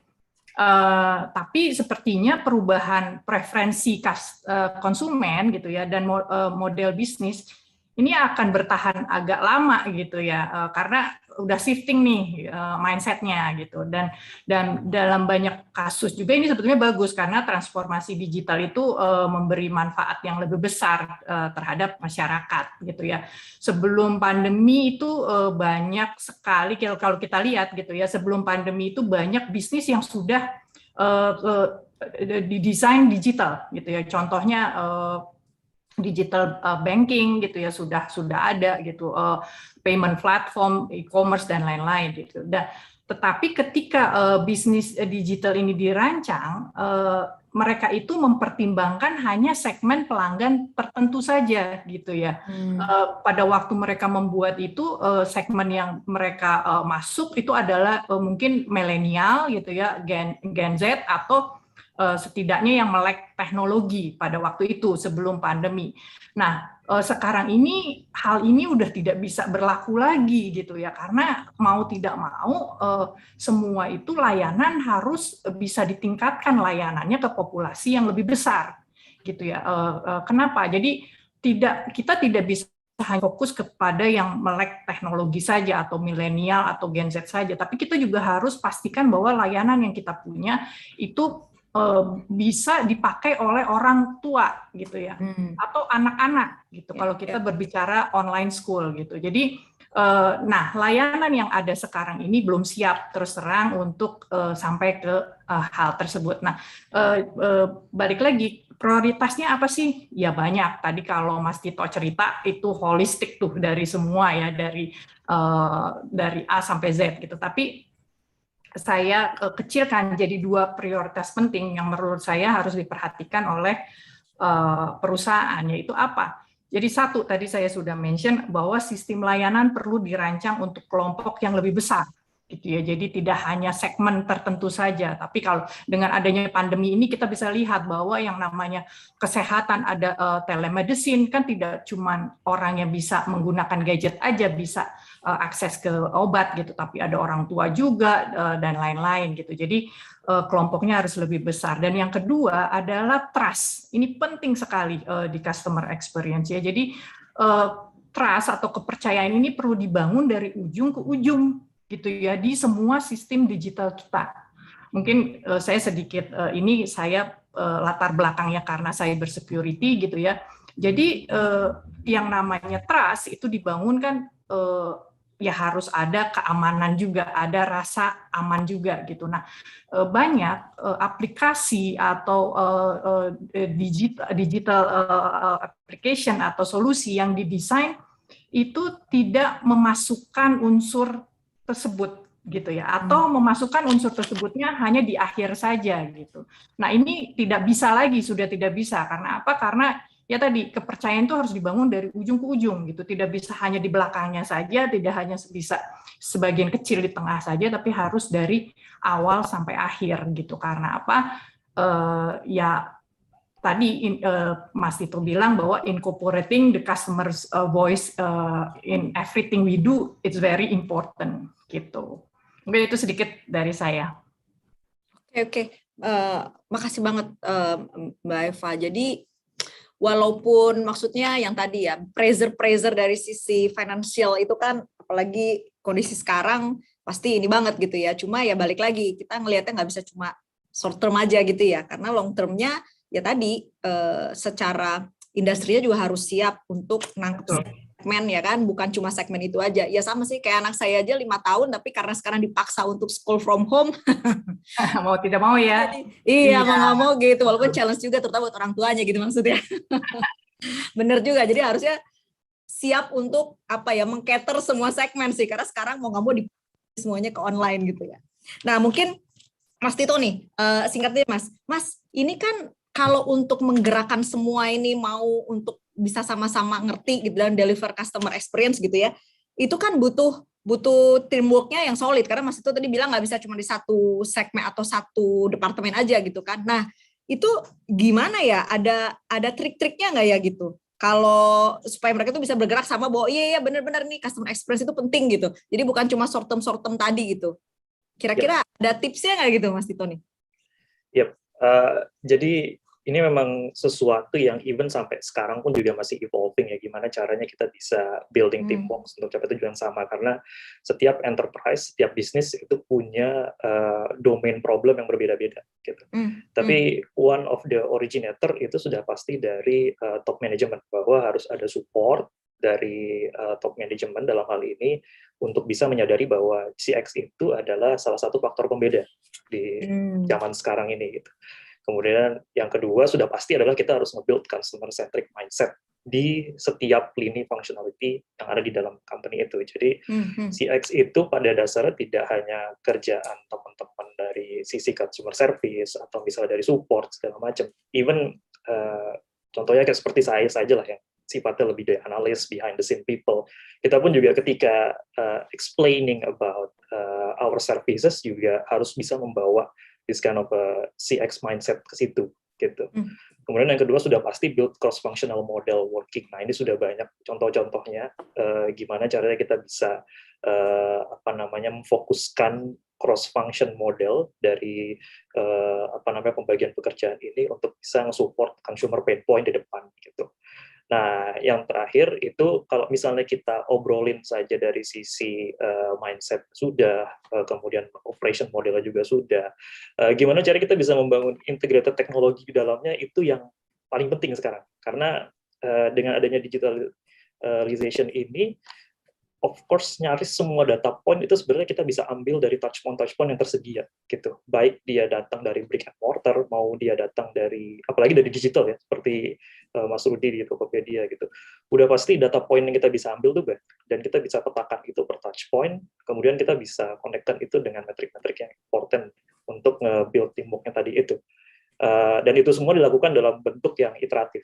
Jadi pencarian ini tuh pasti akan selalu evolving, nggak akan pernah berhenti, karena eventually ketika nanti ada tren baru atau ada ya amit-amit gitu ya, misalnya ada situasi pandemi lagi yang lain gitu yang kita nggak tahu, karena sekarang itu semua benar-benar black swan, kita mesti siap untuk building that things. Kira-kira kayak gitu. Jadi apa ya, top down itu juga masih tetap perlu ya untuk setting up di awal ya, maksudnya supaya semuanya dari atas mesti sama gitu ya, nggak bisa cuma dari bottom up, walaupun ya ujung-ujungnya kan harus ke semua. Makanya teknologi tadi as enabler tadi ya, mempermudah supaya orang bisa understand bahwa oh iya benar nih CX ini important gitu ya. Nah, terus ini nih kita sekarang ngomongin ini Mas Rudi, post pandemic gitu ya, atau bahasanya bukan post pandemic sih, lebih ke fase endemi gitu ya Mas ya. Jadi sekarang kan kita lihat nih, kalau dari data pertumbuhan ekonomi ini Q2 2021 year on year-nya ini kita itu sudah growth Indonesia ya, sudah growth sebesar 7,07% gitu ya. Jadi kalau saya lihat terus vaksinasi nasional, nah ini penting juga nih gitu ya. Dari total yang eligible nih, data yang kemarin saya lihat per 7 September itu yang dapat dosis pertama sudah 33% gitu ya, dapat dosis kedua 19%. Dan vaksinasi, jumlah vaksinasi itu Indonesia sekarang sudah di urutan ke-9 gitu ya kalau kata Pak Menkes. Nah, jadi kita udah bisa lihat nih, ini ada light in the end of the tunnel nih gitu ya Mas Rudi. Nah, sekarang kira-kira untuk preparing ini dari sisi Mas Rudi nih, apa sih strategi atau ide-ide gitu kan untuk designing dan executing si customer experience ini yang akan bisa direalisasikan di masa endemi nanti? Thank you, Jud. It's a good question gitu ya. Jadi sebenarnya tadi mungkin sudah dijelaskan berkali-kali gitu ya, kalau customer experience ini sebenarnya more than just, it's not customer service gitu, tapi bagaimana kita mendesain pengalaman pelanggan itu end-to-end journey, dari even sebelum dia mikirin ke produk kita atau ke brand kita gitu. Dia mikirin, saya mau ke e-commerce nih, mau kemana ya? Nah itu udah didesain gimana cara komunikasinya, marketing communication-nya, brand value-nya, customer promise-nya apa gitu, sampai nanti ujung dia mungkin living our brand gitu.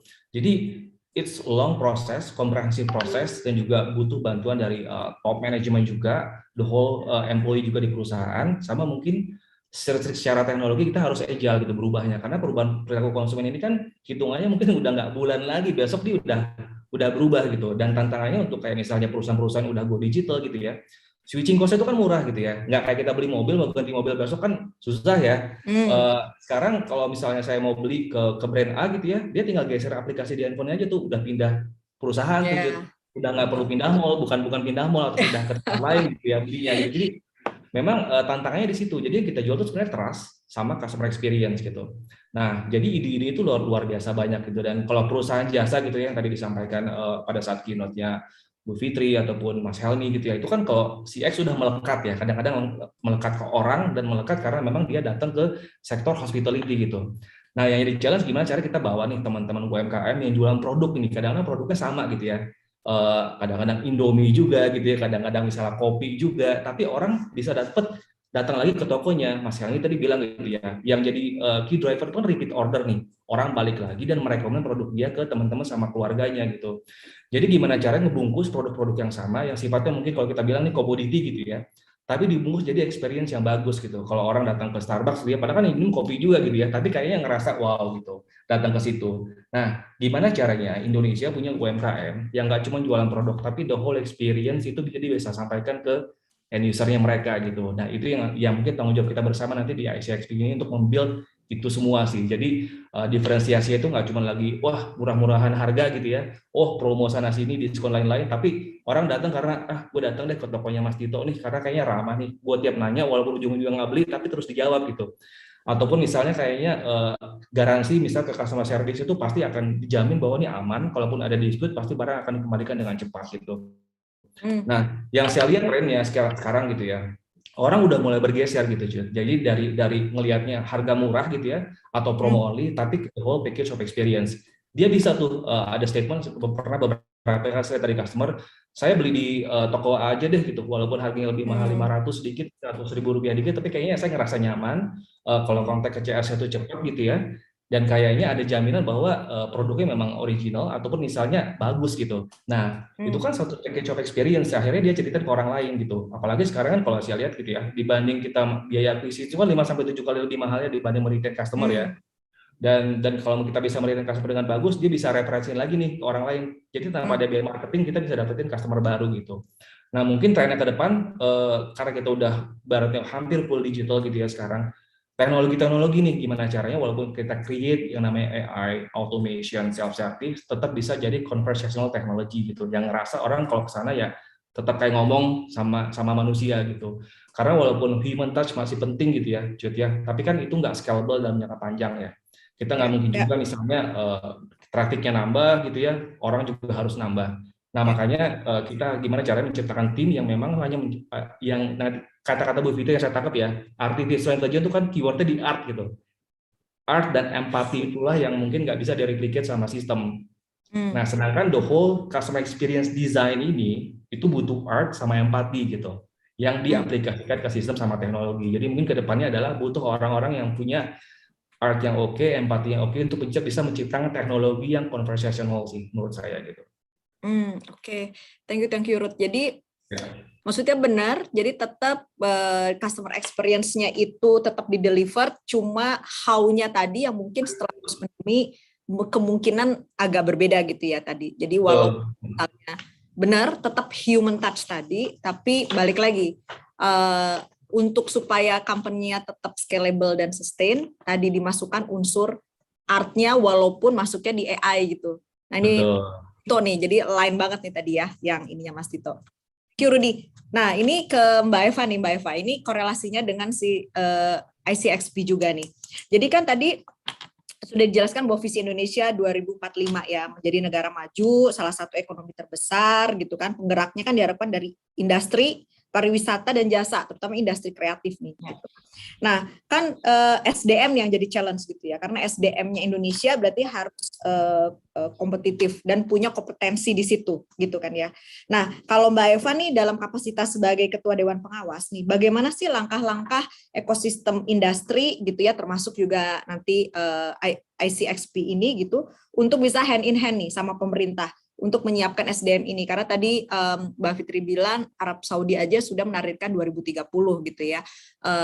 Jadi semoga Indonesia 2045 tercapai atau sebelum itu sudah bisa tercapai gitu ya. Nah kira-kira gimana nih Mbak Eva? Ya, jadi ini menarik dan sangat penting ya.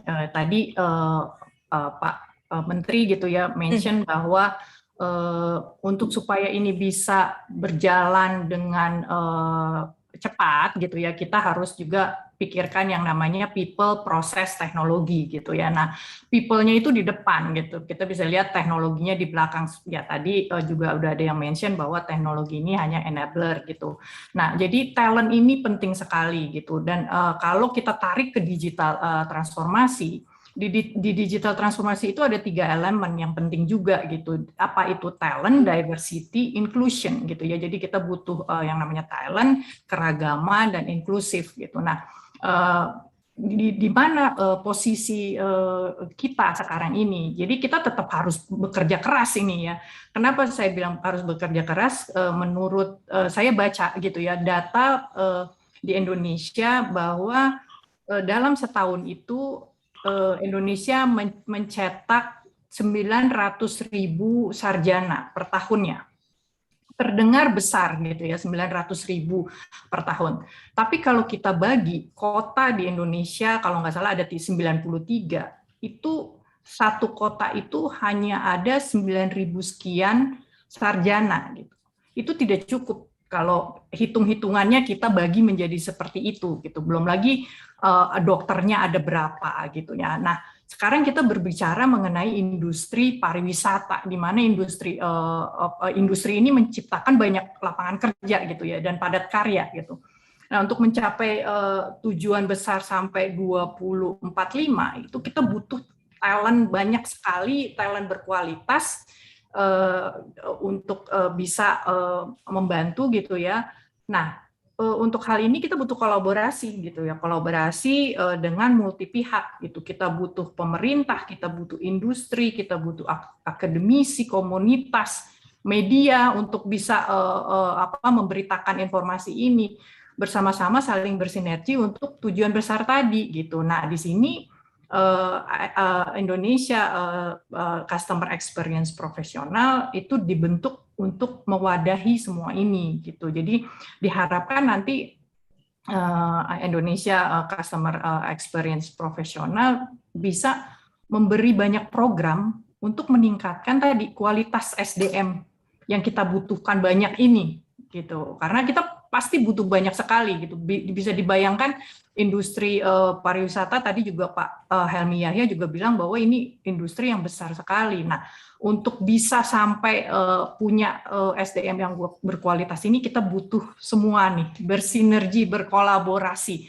Nah, ini untuk peserta yang juga ada di sini, kita harapkan juga bisa bergabung di wadah ini ya, untuk kita bersama-sama bisa belajar, bisa sharing, bisa ya tadi menuju sampai ke 2045, di mana Indonesia menjadi negara besar, negara yang pariwisatanya bisa dilihat menjadi ya mungkin nggak top 10, top 5 gitu. Begitu. Terima kasih Mbak Eva. Jadi tadi line ya sama yang Mas Helmi tadi sudah sampaikan, Pak Menteri tadi sampaikan juga gitu, bahwa ya benar kita nggak bisa sendiri lah, pemerintah nggak bisa sendiri gitu ya, apalagi kalau kita mau accelerate gitu ya. Jadi harapannya memang didukung oleh industri dan juga asosiasi seperti ICXP ini gitu ya Mbak Eva ya, karena ini bukan something yang main-main juga gitu, karena nggak simple kayak tadi Bu Fitri sudah sampaikan di depan gitu, bahwa yang kayak begini nih kesannya wah lama banget 2045 gitu, tapi untuk menuju ke sana kan tadi Mas Helmi juga mention nggak bisa cuma orangnya is one thing, tapi infrastrukturnya juga, enabler yang lainnya juga harus disiapkan gitu ya. Jadi ini ya Mbak Eva ya, komitmen ya ICXP ini ya, kita harus ya sama pemerintah. Oke. Ini udah banyak banget nih pertanyaan nih. Kayaknya kita masuk ke pertanyaan aja ya. Ada banyak, mungkin saya pilihkan mungkin satu ini dari Mas Raymond Agra nih dari Telkom Indonesia gitu ya. Nah, ini gimana sih positioning yang tepat untuk berbagai segmentasi pelanggan ya kan, untuk melakukan penetrasi market. Jadi use case-nya ini adalah belanja aja gitu kan, belanja aja platform, ini adalah platform belanja langsung tanpa kasir. Nah, mungkin challenge yang dihadapi adalah gimana ya positioning yang tepatnya ini untuk tadi untuk bisa penetrasi market gitu ya. Mungkin siapa nih kira-kira yang mau ambil nih, Mas Rudi atau Mbak Eva mungkin? Mas Rudi kali ya, Mas Rudi. Silahkan Mas Rudi. Jadi sebenarnya sih balik lagi sih Jod. Jadi kalau misalnya kita mau menganalisa pasar dari awal kan, kita mesti clear dulu nih pada saat bikin produk target marketnya siapa gitu. Dari target market itu siapa, kita bisa paham nih secara behavior gitu. Oh, ini segmen yang mau kita sasar nih. Jadi dari sana nanti kelihatan tuh secara customer behavior, secara channel preference-nya gitu ya, atau price preference-nya udah sampai mana gitu, dan tipikal customer ini seperti apa gitu. Nanti itu kita bisa mendesain nih customer experience seperti apa yang mesti kita build di kita gitu. Contoh deh misalnya gini, kalau memang segmen kita mostly millennials gitu ya, sebenarnya mereka nggak butuh customer hotline gitu. Itu tipikal customer yang sebenarnya lebih happy kalau dia bisa self-fulfill sama self-service gitu. Gue bisa solving my problem sendiri, gue bisa lihat review orang, cari rekomendasi orang gitu ya, untuk bisa misalnya milih produk yang mana gitu. Jadi mungkin dari situ kita bisa banyak ini, customer review-nya diangkat gitu ya, atau misalnya rating produk juga diangkat, dan secara transparan mungkin dijelaskan gitu. Nanti di sana juga ada channel self-service gitu ya. Jadi itu kedepannya bisa lebih scalable buat perusahaan yang baru-baru berdiri juga gitu. Karena kalau misalnya kita secara traffic naik terus harus nambah orang kan, itu ibaratnya nggak ada ujungnya tuh kalau kita nggak bisa solving itu secara produk dan teknologi kan. Padahal sebenarnya kebutuhan konsumennya, mungkin target marketnya misalnya milenial ataupun bisnis gitu ya, itu bisa di-solve sama teknologi gitu. Dan sekarang orang kan udah cenderung mulai punya digital adoption yang bagus gitu ya. Apalagi dipaksa nih sama pandemi gitu ya. Mungkin tadi nggak pernah belanja online, jadi harus belanja online.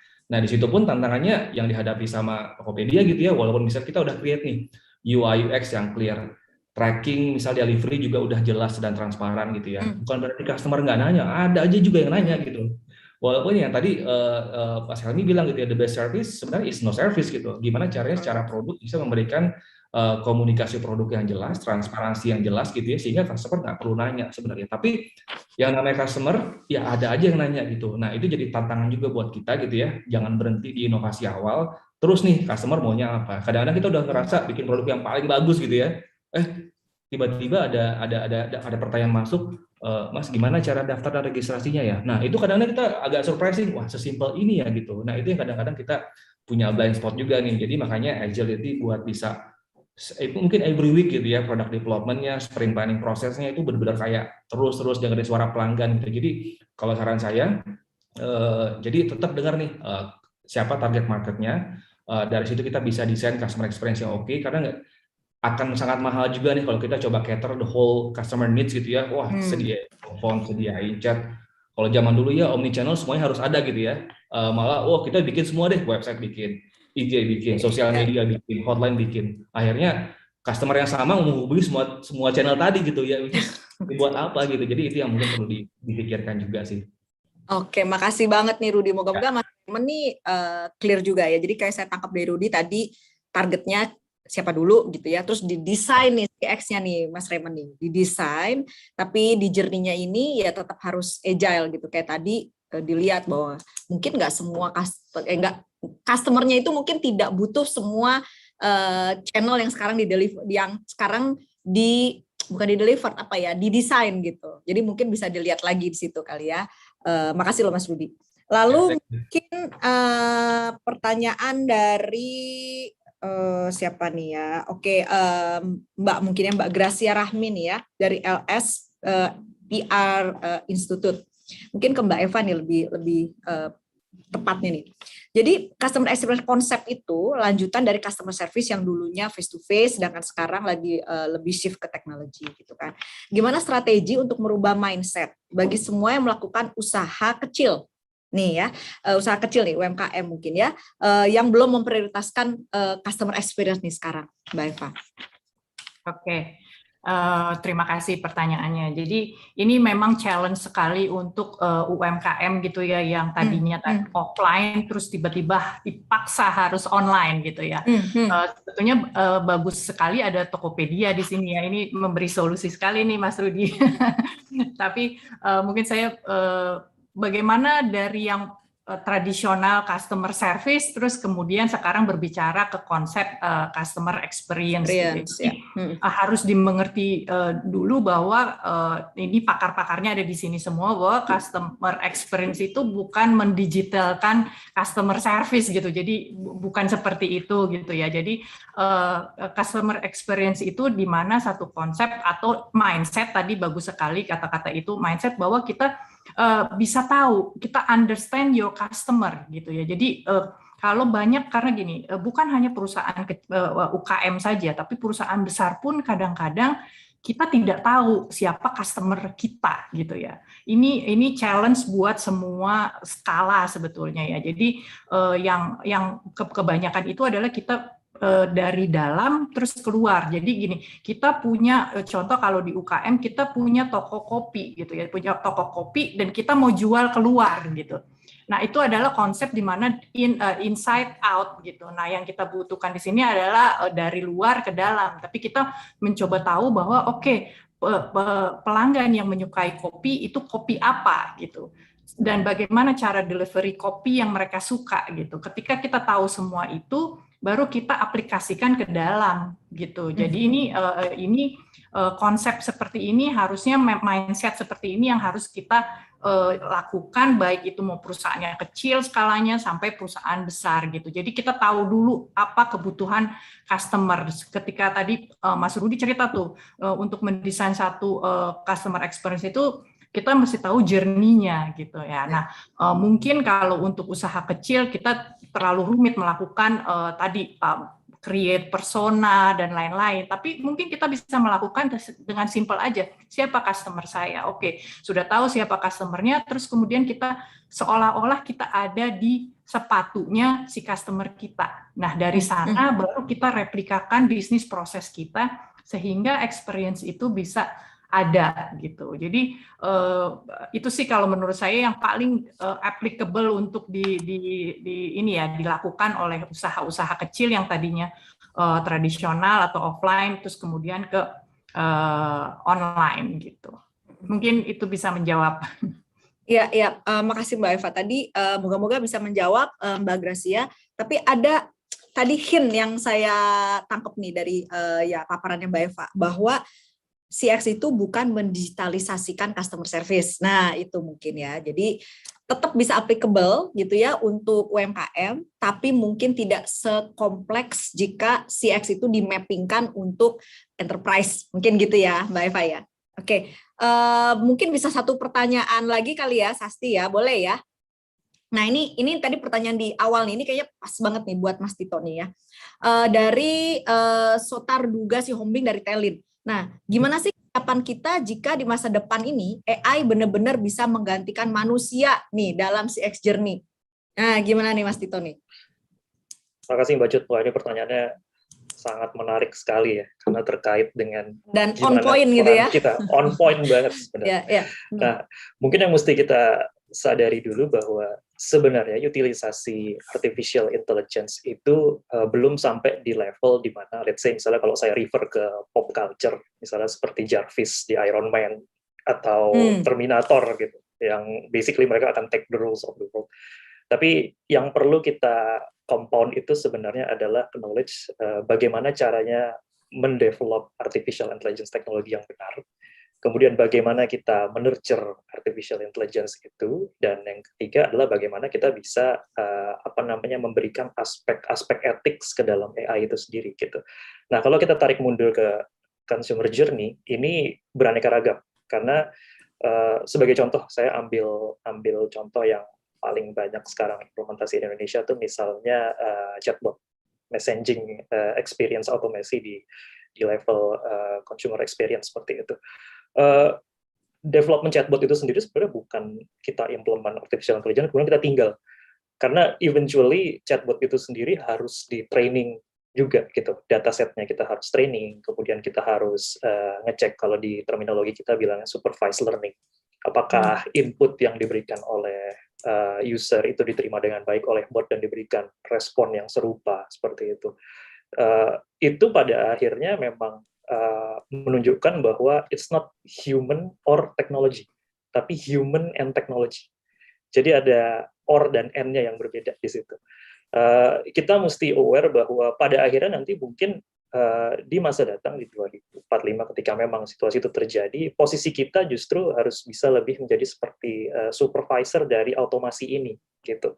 Instead mereka memang menggantikan peran kita, karena kita tuh kompleks. Human itu sangat kompleks. The way we make decision itu bisa dipengaruhi oleh banyak hal gitu. Jadi cara kita mentrain artificial intelligence untuk bisa mengenali itu pun pasti akan berkembang terus. Dan positioning kita nantinya akan, yang saya bayangkan akan seperti itu, bahwa it's not human or technology, but human and technology sebenarnya. Jadi tidak perlu khawatir, karena eventually bahkan nanti pun akan saya ekspektasikan bakal ada rule-rule baru yang pada dasarnya itu terkait dengan implementasi AI ini. Sebagai contoh, misalnya kalau kita ambil lagi dari chatbot, nanti akan ada profesi yang namanya AI annotator, misalnya. Mereka yang bertugas untuk melabelkan datasets dari chatbot ini untuk bisa memberikan output yang lebih baik, gitu.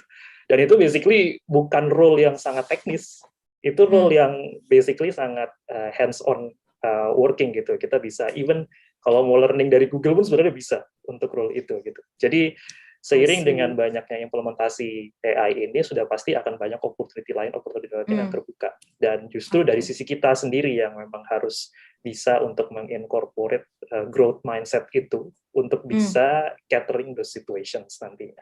Kira-kira seperti itu, Mbak Cut. Thank you, Mas Tito. Mas Rudi mungkin ada mau menambahkan? Oke, thank you Cut. Jadi sedikit menambahkan dari penjelasannya Mas Tito gitu ya. Jadi sebenarnya AI, automation, bot gitu ya. Kalau saya lihat ke depannya bukan menggantikan peran manusia sih, tapi justru mereka bertugas mempromosikan manusia itu sendiri gitu. Jadi gimana caranya teman-teman yang tadi mengerjakan hal-hal sifatnya repetitif, non value added, itu malah bisa naik kelas gitu. Jadi di level yang mungkin mengambil keputusan yang mungkin tidak bisa dilakukan sama sistem chatbot ataupun automation tadi gitu. Jadi Dan itu terjadi secara real kok, Cut. Jadi gimana kita melihat perubahan dari dulu tradisional contact centers gitu ya, sekarang jadi mereka ada di layer berikutnya gitu ya, ambil keputusan, mengambil decision apakah memang ini, karena pada dasarnya kan experience pelanggan gitu ya, atau situasi dan environment itu kan setiap hari berbeda-beda loh. Jadi area CX ini itu area yang sangat menarik sebenarnya, karena kita tidak menghadapi pelanggan dalam situasi dan kondisi yang sama setiap harinya gitu. Itu pasti berbeda gitu. Yang namanya teknologi juga itu memang kita ciptakan buat menciptakan sesuatu yang konsisten dan stabil kan. Padahal yang namanya ekspektasi pelanggan manusia itu dynamic setiap harinya gitu. Dan kadang-kadang hal yang sama pun bisa ditanyakan dengan cara berbeda gitu. Makanya saya bilang ini tantangan sih yang tadi Tito bilang, kayak misalnya even profesi kayak role kayak annotation proses itu udah ada tuh di tempat kita gitu. Jadi setiap hari ada tim yang melakukan annotation gitu ya, ngeliatin ngebox chatbot ketika misalnya intentnya salah nih, ini kayaknya maksudnya ini, dia grouping lagi tuh. Jadi mungkin itu yang banyak belum beredar secara umum di masyarakat gitu, dan itu sebenarnya profesi-profesi ke depannya yang mungkin akan sangat-sangat berkembang gitu, karena yang namanya automation proses, apalagi Indonesia ya dengan bahasa yang dialek yang juga mungkin banyak macamnya gitu ya, chatbot bisa salah juga gitu, maksudnya ini gitu. Jadi tidak sesimpel bahasa Inggris yang mungkin semua sama gitu. Jadi di sini tantangan buat talenta CX Indonesia dan talenta teknologi juga gitu ya, buat masuk ke dalam dan menciptakan sesuatu yang mungkin nggak pernah diciptakan sama industri automation sebelumnya gitu. Dan itu sebenarnya peluang besar juga buat bisnis dan juga meningkatkan ekonomi Indonesia juga ke depannya. Tapi itu valid point sih, karena sekarang ini ya, jangankan untuk berbicara masalah dialek yang beragam gitu di Indonesia gitu ya. Apalagi milenial nih kadang-kadang kalau kita chat kadang-kadang oke aja macam-macam tuh bentuknya ya. Ada kak doang gitu artinya oke, siapa lagi gitu. Saya yang sok-sok jadi milenial tuh malah masih bingung-bingung nih kayaknya gitu ya. Walaupun berusaha tampilan milenial, tapi kalau untuk kayak begitu-begitu kayaknya kelihatan juga nih umurnya gitu, Ruth. Tadi poinnya bagus juga sih. Jadi bahwa intinya itu adalah human dan teknologi gitu ya. Jadi bukan human lalu bukan teknologi lalu humannya ditinggalkan gitu ya. Jadi tadi Rudy juga mention bahwa event ini bisa membuat humannya itu malah naik kelas. Jadi mungkin dulu interaksi yang simple-simple gitu ya, sekarang sudah bisa dihandle oleh bot, oleh AI gitu ya. Jadi sehingga si manusianya itu sendiri bisa untuk mengerjakan hal yang lebih kompleks gitu. Dan mungkin kompleksitas ini kan tadi Rudy juga bilang bahwa kompleksitas ini kan tiap hari bisa jadi bertambah karena ekspektasinya konsumer kan juga nggak stuck gitu ya, nggak stagnan di situ gitu ya. Jadi memang saya pernah baca juga bahwa ada beberapa profesi baru yang di-push gara-gara pandemi ini gitu ya. Mungkin salah satunya tadi yang Mas Tito udah mention gitu ya. Karena secara nature juga bahwa ilmu itu kan sebenarnya kalau udah 4 tahun itu kan sebenarnya a bit udah nggak relevan. Kecuali kalau kita top up terus nih gitu ya. That's why makanya webinar kayak gini gitu ya, nanti juga visinya ICXP ini untuk memberikan edukasi gitu jadi very important gitu ya, supaya kita tetap tertop up ilmunya. Jadi untuk masa-masa digitalisasi nanti kita bisa tetap relevan mungkin gitu kali ya. Ya makasih banget Mas Rudy, Mas Tito. Mungkin saya jadi Mbak Sasti ya. Jadi tadi dari diskusi dari para pakar-pakar di sini, karena para pakar-pakar di sini itu insight-nya very fruitful, karena bukan cuma konsep gitu ya, tapi juga bagaimana merealisasikan. Nah, karena jadi challenge tuh. Di sini juga ada pertanyaan, ini gimana ya caranya gitu, merealisasikan realnya tuh kayak gimana gitu. Nah, jadi pakar-pakar di sini sudah sampai di tahap adalah bagaimana understand, instill, dan gimana untuk mengeksekusi gitu ya.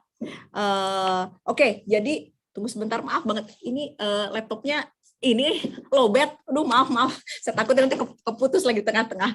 Oke, jadi mungkin di sini saya recap beberapa ya, bahwa customer experience itu bukan hanya customer service gitu ya, atau customer support yang bersifatnya kuratif, tapi merupakan setiap interaksi yang terjadi pada overall journey-nya pelanggan, sehingga broken promise-nya itu dapat diminimalisasi, atau balik lagi supaya dari sisi cost yang dikeluarkan mungkin untuk akuisisi menjadi bisa lebih diminimalisasi gitu ya. Nah, Lalu use case dari CX ini di challenge nih pada saat pandemi, ya kan, di mana behavior consumer itu menjadi berubah gitu ya, dengan adanya keterbatasan mobilitas dan internal fear-nya juga dari masing-masing consumer gitu ya, sehingga pelaku usaha itu mengalami dilema, apakah mendeliver CX tetap penting atau fokus pada short term action yang tadi sudah banyak dibahas oleh para panelis di sini. Namun jika kita berpikir bahwa the light in the end of the tunnel itu sudah terlihat gitu ya, dengan kita semoga secepat mungkin memasuki fase endemi gitu. Jadi strategi CX sebagai long term itu diharapkan dapat membantu industri lebih siap untuk menghadapi post pandemic era.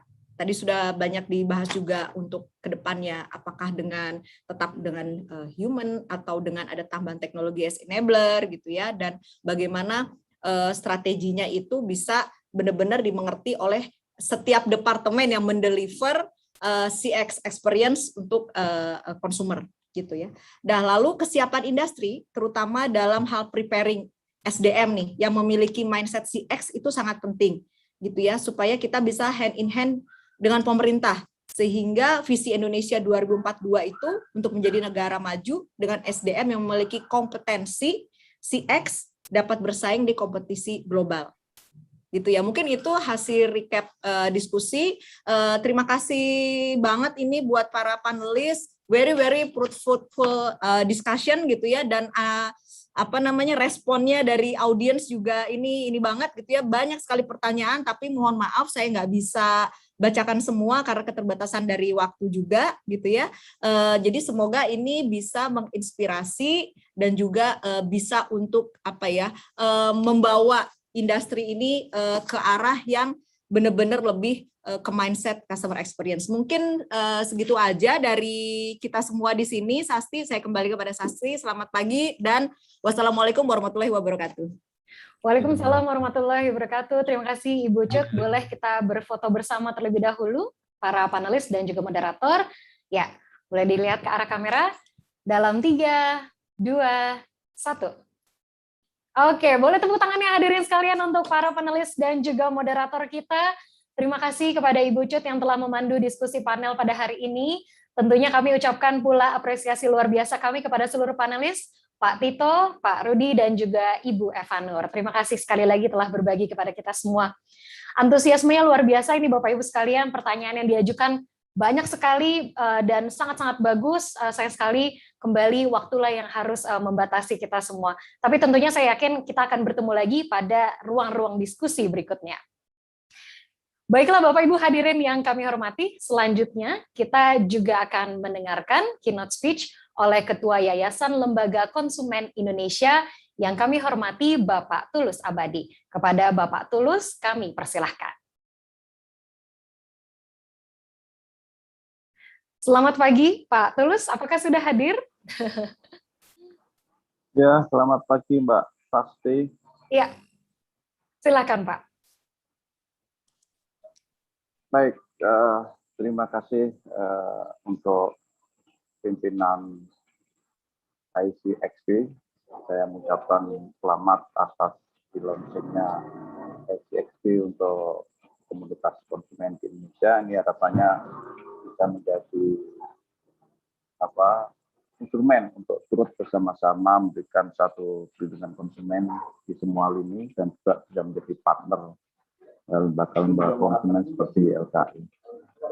Nah, saya telah membuat materi, mohon dibantu untuk operate di acara ini sehingga nanti bisa memberikan ini. Ya, Bapak, Ibu, dan teman-teman sekalian,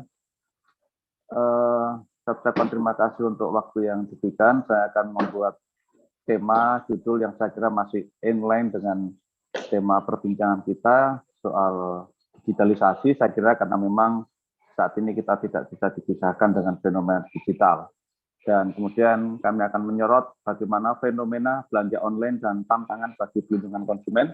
Saya kira ini menjadi menjadi isu atau menjadi kegandrungan bagi kita semua untuk bahwa hampir tidak ada yang tidak melakukan belanja online saat ini, dan apalagi di era pandemi ini menjadi sebuah keniscayaan agar kita terus menjaga jarak dan melakukan transaksi secara online untuk kebutuhan kita sehari-hari dalam batas tertentu. Ya, lanjut. Ya, ini pokok-pokok paparan yang akan saya sampaikan soal fenomena ekonomi digital, di mana tadi soal diskusi panel juga secara dominan membahas tentang fenomena ekonomi digital, dan kita semua tidak bisa lepas dari situ. Dan kedua, aspek ini juga tidak bisa dipisahkan dari sisi indeks pemberdayaan konsumen dan indeks literasi digital. Potretnya seperti apa indeks kita dan juga kita sebagai konsumen. Juga bagaimana aspek keamanan perlindungan data pribadi. Kita ngomong digitalisasi, tapi kita kadang ironi tidak mengerti tentang bagaimana keamanan data pribadi kita. Dan akhir-akhir ini banyak sekali data-data pribadi yang bocor dan segala macam, termasuk data pribadi vaksinasi presiden misalnya juga bocor. Dan apakah kita ada jaminan data pribadi kita yang dipakai oleh industri-industri platform-platform digital itu tidak bocor atau tidak diperjualbelikan untuk kepentingan-kepentingan komersial dan lain sebagainya. Dan kemudian penyelesaian sengketa secara elektronik ini menjadi sebuah tuntutan ketika kita memasuki era digital, maka kalau terjadi sengketa atau permasalahan dengan pelaku usaha, mestinya diselesaikan secara digital juga. Dan kemudian terakhir simpulan dan saran. Lanjut. Ya, rekan-rekan semua, Bapak Ibu, bahwa potensi ekonomi digital kita sangat besar.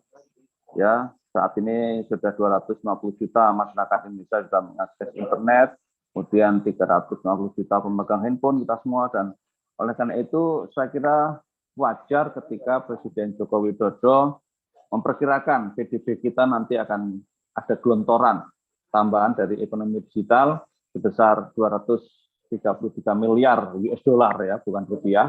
Kalau dirupiahkan sekitar 1,8 kuadriliun rupiah, yang salah satunya berasal dari fintech yang 14,5 miliar US dollar, dan e-commerce lebih besar lagi yaitu 20 miliar US dollar atau 261 triliun, belum lagi juga transportasi online. Nah, ini yang saya kira menjadi sebuah keniscayaan di era ekonomi digital saat ini, sehingga kita semua terkurung dalam ekonomi digital itu. Ya, lanjut. Nah, teman-teman, bahwa tak bisa dilepaskan dengan fenomena indeks dan konsumen dan literasi digital. Ya, ketika kita masuk ruang ekonomi digital yang menuntut kecerdasan dan kepekaan kita sangat tinggi harusnya, tapi nyatanya potret indeks dan konsumen Indonesia itu masih so-so lah, masih menengah ya, karena ada tiga level indeks brand konsumen, dari paham, mampu, kritis, dan budaya. Nah, kita dalam posisi mampu, jadi masih ada dua lagi di atas, yaitu kritis dan budaya.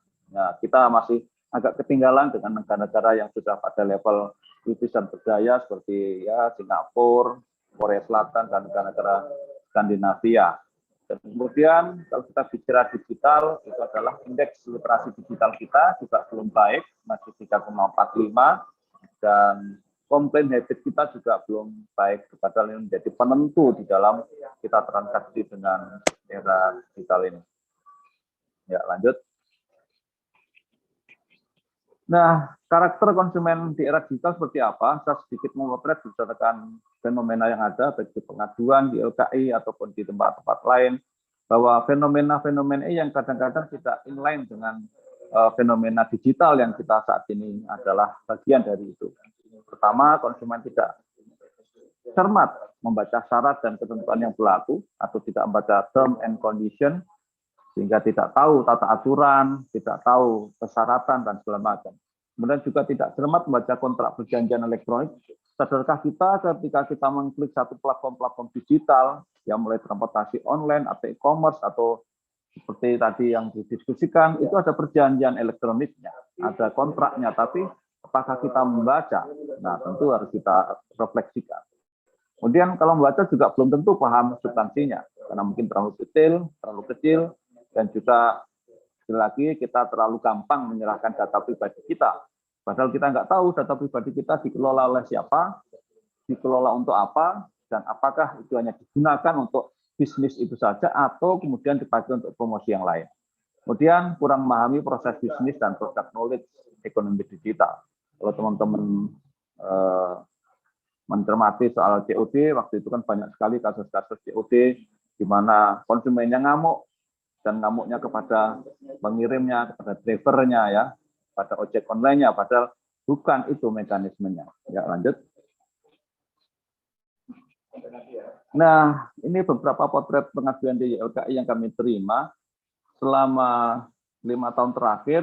Kalau kita bicara ekonomi digital, itu pengaduan yang dominan memang masalah e-commerce di tahun 2019 ya. E-commerce itu cukup lumayan signifikan ya. Kemudian lanjut ke ini pengaduan di 2020 ya, soal mulai dari belanja online atau e-commerce tadi, pinjaman online dan seterusnya. Lanjut. Nah, lagi yang pertama di 2019, nah di 2020 itu e-commerce memegang posisi 12,70%. Ya. Lanjut. Apa saja persoalan-persoalan yang terjadi di belanja online yang tadi banyak didiskusikan, ini perlu memang penanganan pengaduan yang begitu bagus ya. Kenapa? Hampir 30% pengaduan yang dilakukan konsumen adalah barang pesanan tidak diterima ya. Uang sudah ditransfer, sudah diterima pembeli, tapi barang tidak diterima konsumen. Ini rata-rata memang belanja di media sosial. Oleh karena itu teman-teman kalau belanja di media sosial harus hati-hati betul, dicek media sosialnya kredibel tidak dan seterusnya. Karena kalau terjadi katakanlah penipuan ataupun ini kita nggak bisa berbuat banyak. Kemudian barang pesanan tidak sesuai, jadi kita pesan barang A yang dikirim B atau warna A yang diterima warna B dan seterusnya.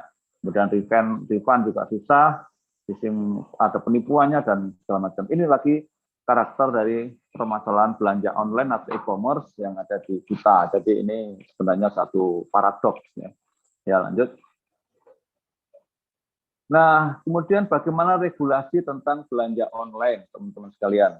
Di dalam belanja online yang saat ini sering kita lakukan itu ada, kita dilindungi dengan PP nomor 80 tahun 2019 tentang perdagangan melalui sistem elektronik atau PMSE. Ini sudah agak terlambat sebenarnya ya PP ini karena 3 tahun sebelumnya sudah fenomena e-commerce begitu dominan, tapi pemerintah baru menelurkan PP nomor 80 tahun 2019. Nah, ini yang diatur di dalam PP ada 14 aturan pokok, yang salah satunya soal perlindungan data pribadi, ya, penyelesaian sengketa, penukaran barang dan jasa, pembatalan pembelian dan lain sebagainya. Ya, lanjut. Lalu ini juga tidak bisa dilepaskan dengan fenomena yang sekarang banyak terjadi, yaitu pinjaman online ilegal ya, atau pinjol.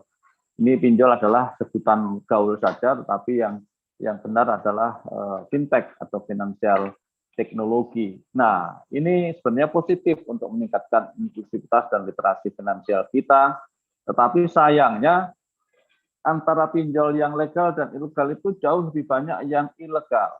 Yang legal itu kurang dari 30 yang terdaftar di OJK, tetapi yang ilegal itu bisa mencapai ribuan. Bahkan Komite Satgas Kewaspadaan Investasi sudah memblokir sekitar 3.000 lebih pinjol ilegal. Saya kira mungkin teman-teman ada yang pernah berinteraksi dengan pinjol, nah tolong dicek apakah itu pinjol legal atau ilegal.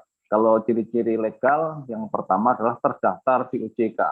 Kedua, kalau dia berpromosi lewat SMS, itu pasti ilegal. Ya, karena dilarang oleh OJK untuk promosi itu. Kemudian menyadap data pribadi, teror, ya, dan lain sebagainya. Ya, lanjut. Bagaimana dengan data pribadi? Teman-teman sekalian, ini saat ini di era digital sebenarnya bisnis yang paling menggiurkan adalah bisnis data pribadi. Ini ibarat industri ya, minyak yang baru adalah minyak data pribadi ya. Tetapi fenomenanya adalah soal penyadapan data pribadi, kebocoran data pribadi, jual beli data pribadi, penyalahgunaan dan pengelolaan data pribadi. Ini hal-hal krusial yang ada di kita. Sayangnya kita belum mempunyai undang-undang pelindungan data pribadi yang saat ini sedang digodok oleh pemerintah dan DPR. Kemarin saya baru seminar dengan Menteri Kominfo dan Komisi 1 DPR untuk mendesak adanya percepatan RUU PDP, RUU Perlindungan Data Pribadi, karena itu menjadi sangat emergensi untuk melindungi kita. Nah, lanjut.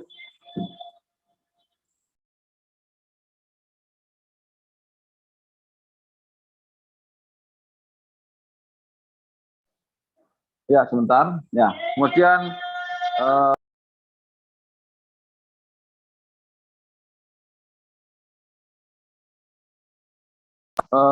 pelindungan data pribadi dalam PP tadi yang disebutkan ya, PP 80. Bagaimana yang PP ini mengatur soal perlindungan data pribadi ya. Pertama, bahwa pelaku usaha wajib menyimpan data pribadi sesuai dengan yang diatur. Nah, kemudian pelaku usaha juga harus menjamin bahwa data pribadi yang bersangkutan adanya penjaminan keamanan dan pencegahan kerugian pemilik data tersebut ya. Kemudian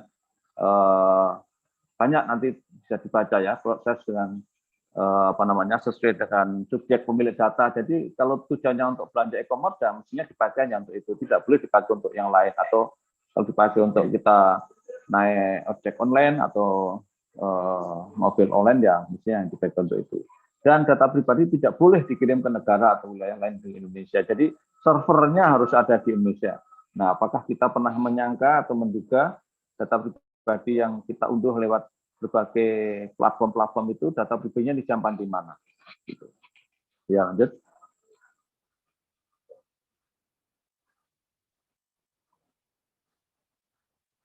Ya, ini tadi yang saya singgung bahwa penyelesaian sengketa dengan era digital ini mestinya memang dilakukan secara online ya, bukan lagi harus mengadu ke YLKI atau mengadu ke Badan Penyelesaian Sengketa ataupun yang lain.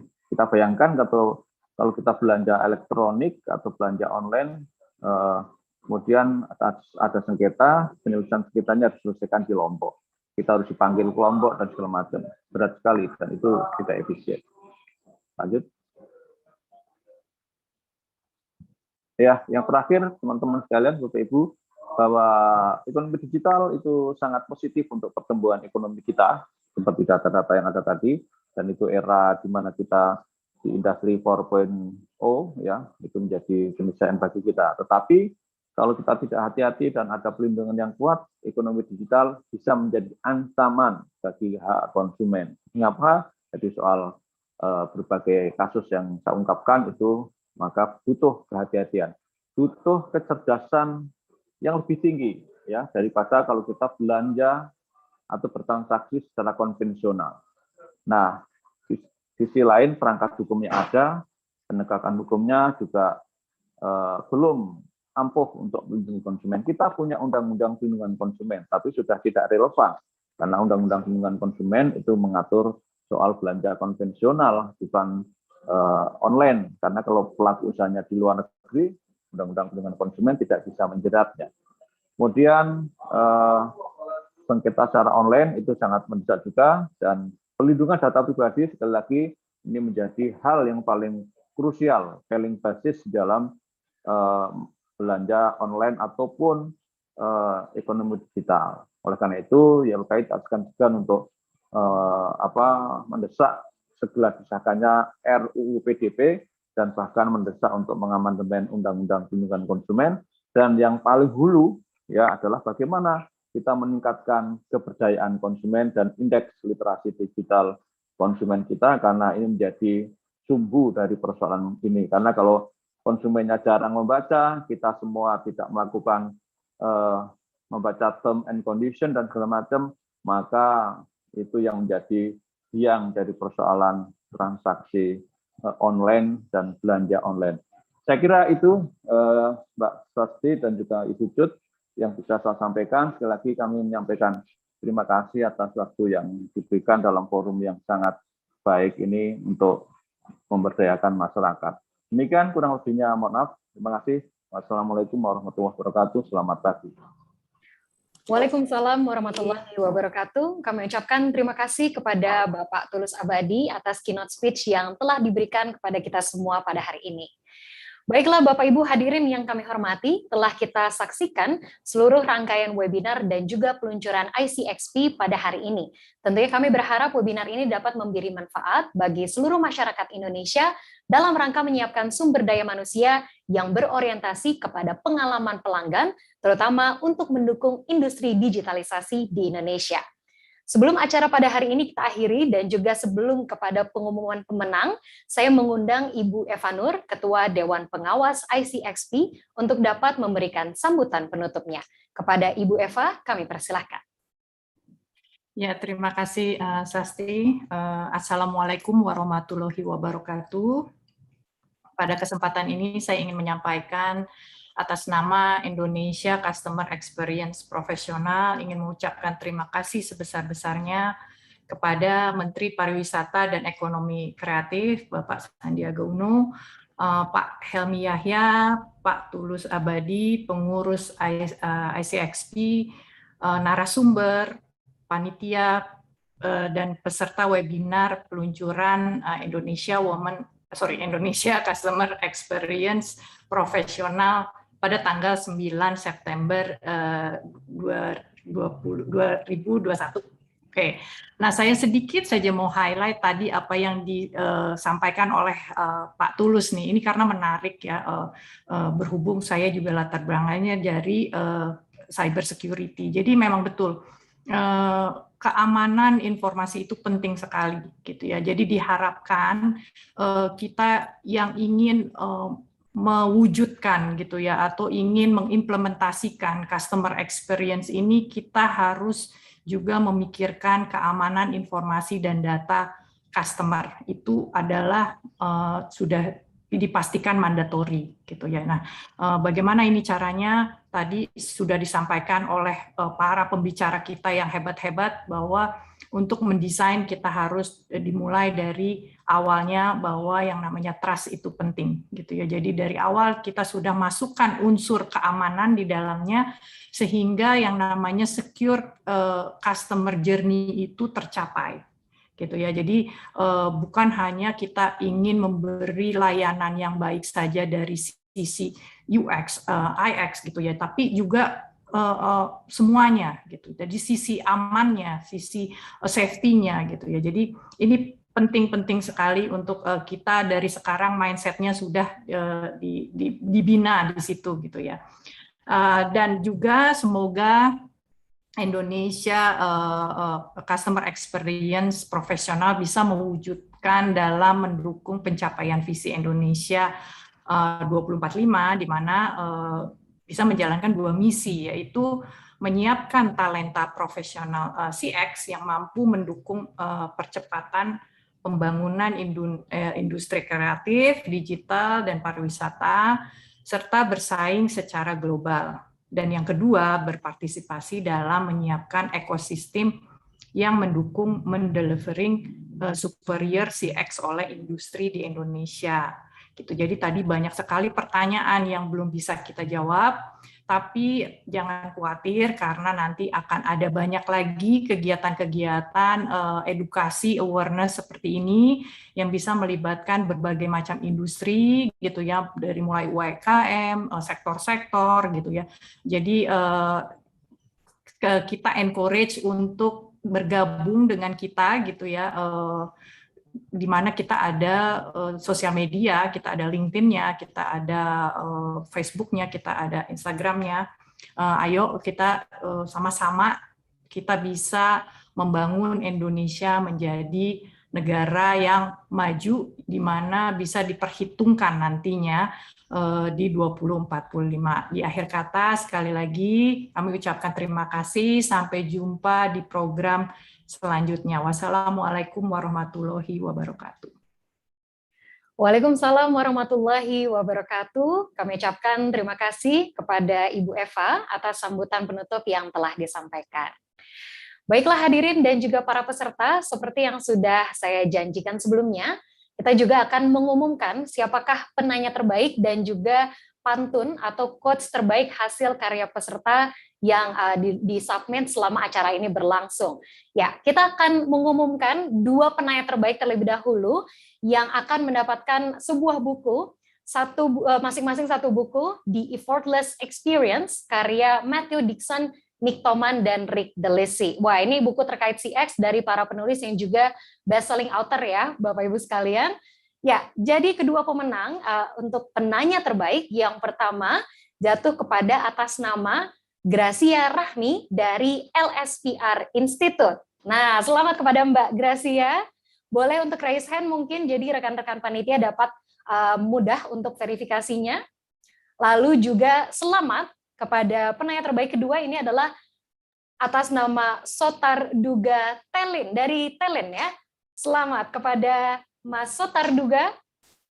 Ini adalah winner untuk Best Q&A yang akan berhak mendapatkan buku The Effortless Experience karya Matthew Dixon, Nick Thoman, dan Rick DeLacy. Oke, selamat kepada Mbak Gracia dan juga Mas Sotar Duga. Kita akan melanjutkan pengumuman selanjutnya. Ini adalah pengumuman untuk pantun atau quotes terbaik. Ini luar biasa sekali juga antusiasmenya. Kita lihat ada ratusan yang mensubmit ke dalam link yang tadi sudah kami informasikan sebelumnya. Dan inilah pemenang. Ada 9 pemenang untuk pantun atau quotes terbaik terkait customers experience. Boleh ditampilkan. Iya, selamat kepada Latifah 73, Aulia.vs, Mutia, Mas Minto, Rahel.siagian, Paradila, dan juga Bandung 10, Zairil Hakim, dan Rahayu. Silakan untuk nama-nama yang terlihat di sini, boleh raise hand untuk rekan-rekan panitia memudahkan untuk verifikasi, dan nanti akan dikirimkan melalui email mungkin ya.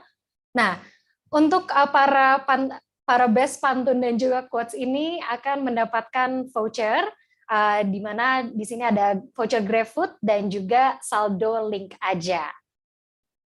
Oke, selamat sekali lagi kepada seluruh pemenang. Ini luar biasa sekali pantun-pantunnya, tadi seru-seru banget. Ada yang pakai bahasa Inggris juga, ada yang bagus sekali rima-rimanya. Jadi saya yakin kayaknya semuanya kreatif banget dan juga antusiasme dalam Indonesia CX Professional Launching ini ya. Oke.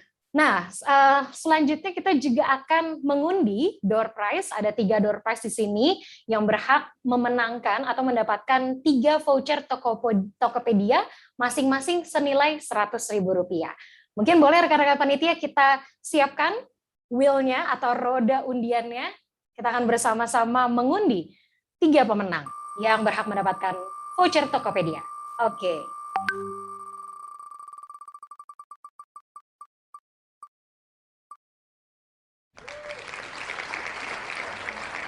Ya, selamat kepada email adi.setia@gmail.com. Boleh di raise hand agar teman-teman panitia bisa memverifikasi. Oke, selanjutnya ini yang baru 1 nih. Kita akan lanjut ke pemenang kedua. Boleh di spin 1, 2, 3. Silakan.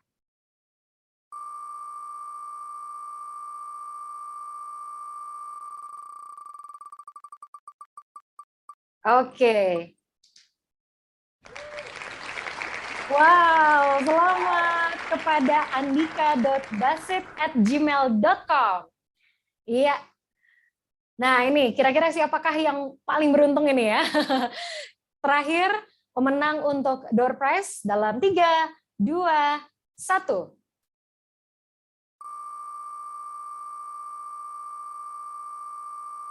Apabila namanya muncul, boleh langsung raise hand ya. Oke, selamat kepada atas nama Ahmad Syukri 2309@gmail.com. Wow, luar biasa. Boleh dong tepuk tangannya hadirin sekalian untuk para pemenang. Ini luar biasa sekali, dan mungkin kita juga pengen lihat kali ya pantun-pantun atau quotes-quotes yang tadi disubmit oleh teman-teman peserta yang seru-seru banget. Saya lihat juga mungkin boleh ada beberapa yang bisa kita tampilkan di sini dari rekan-rekan panitia. Bisa saya bacakan juga kali ya. Ini ada beberapa quotes dan juga pantun yang seru-seru banget. Boleh ditampilkan mungkin biar semuanya juga bisa lihat nih siapa-siapa saja. Nah, ada juga yang salah satunya ya, ini jalan-jalan ke Kota Bima Jangan lupa ajak sahabat Indonesia Customer Experience Professional 2021, Indonesia bisa, Indonesia hebat. Wah, luar biasa nih. Banyak banget Bapak Ibu sekalian, ini seru-seru banget. Dari awal pun ternyata sudah disubmit dari pagi. Jadi kayaknya kreatif-kreatif sekali nih insan-insan CX di Indonesia. Nah, kami juga ingin menginformasikan bagi para peserta yang ingin bergabung dalam asosiasi ini di Indonesia CX Professional, bisa juga langsung saja ke website kami di icxp.id. Nanti mungkin juga bisa lihat di Instagram kami untuk informasi-informasi berikutnya. Begitu. Nah, kami tunggu partisipasinya Bapak Ibu sekalian. Tentunya ini sangat menjadi motivasi bagi insan CX di Indonesia. Baiklah Bapak Ibu hadirin yang kami hormati, telah sampailah kita pada penghujung acara webinar Indonesia Customer Experience Professional, The Importance of CX Management Towards Indonesia 2045, sekaligus peluncuran Indonesia Customer Experience Professional. Kami ucapkan apresiasi tertinggi kami sekali lagi kepada seluruh keynote speaker, narasumber maupun panelis yang telah menyempatkan waktu dan juga berbagi insights kepada kita semua. Boleh tepuk tangan sekali lagi yang paling meriah untuk para narasumber dan juga panelis kita. Luar biasa. Kami ucapkan terima kasih pula kepada seluruh tamu undangan serta peserta yang telah hadir dan berpartisipasi aktif dalam acara hari ini. Nantikan juga kegiatan berikutnya dan info terkait customer experience dengan memfollow akun Instagram kami di @icxp.id dan juga jangan lupa kunjungi website kami di icxp.id. Saya Sasti Afsari selaku MC pamit undur diri. Sampai jumpa dalam kesempatan berikutnya. Salam sehat, terima kasih, dan wassalamualaikum warahmatullahi wabarakatuh.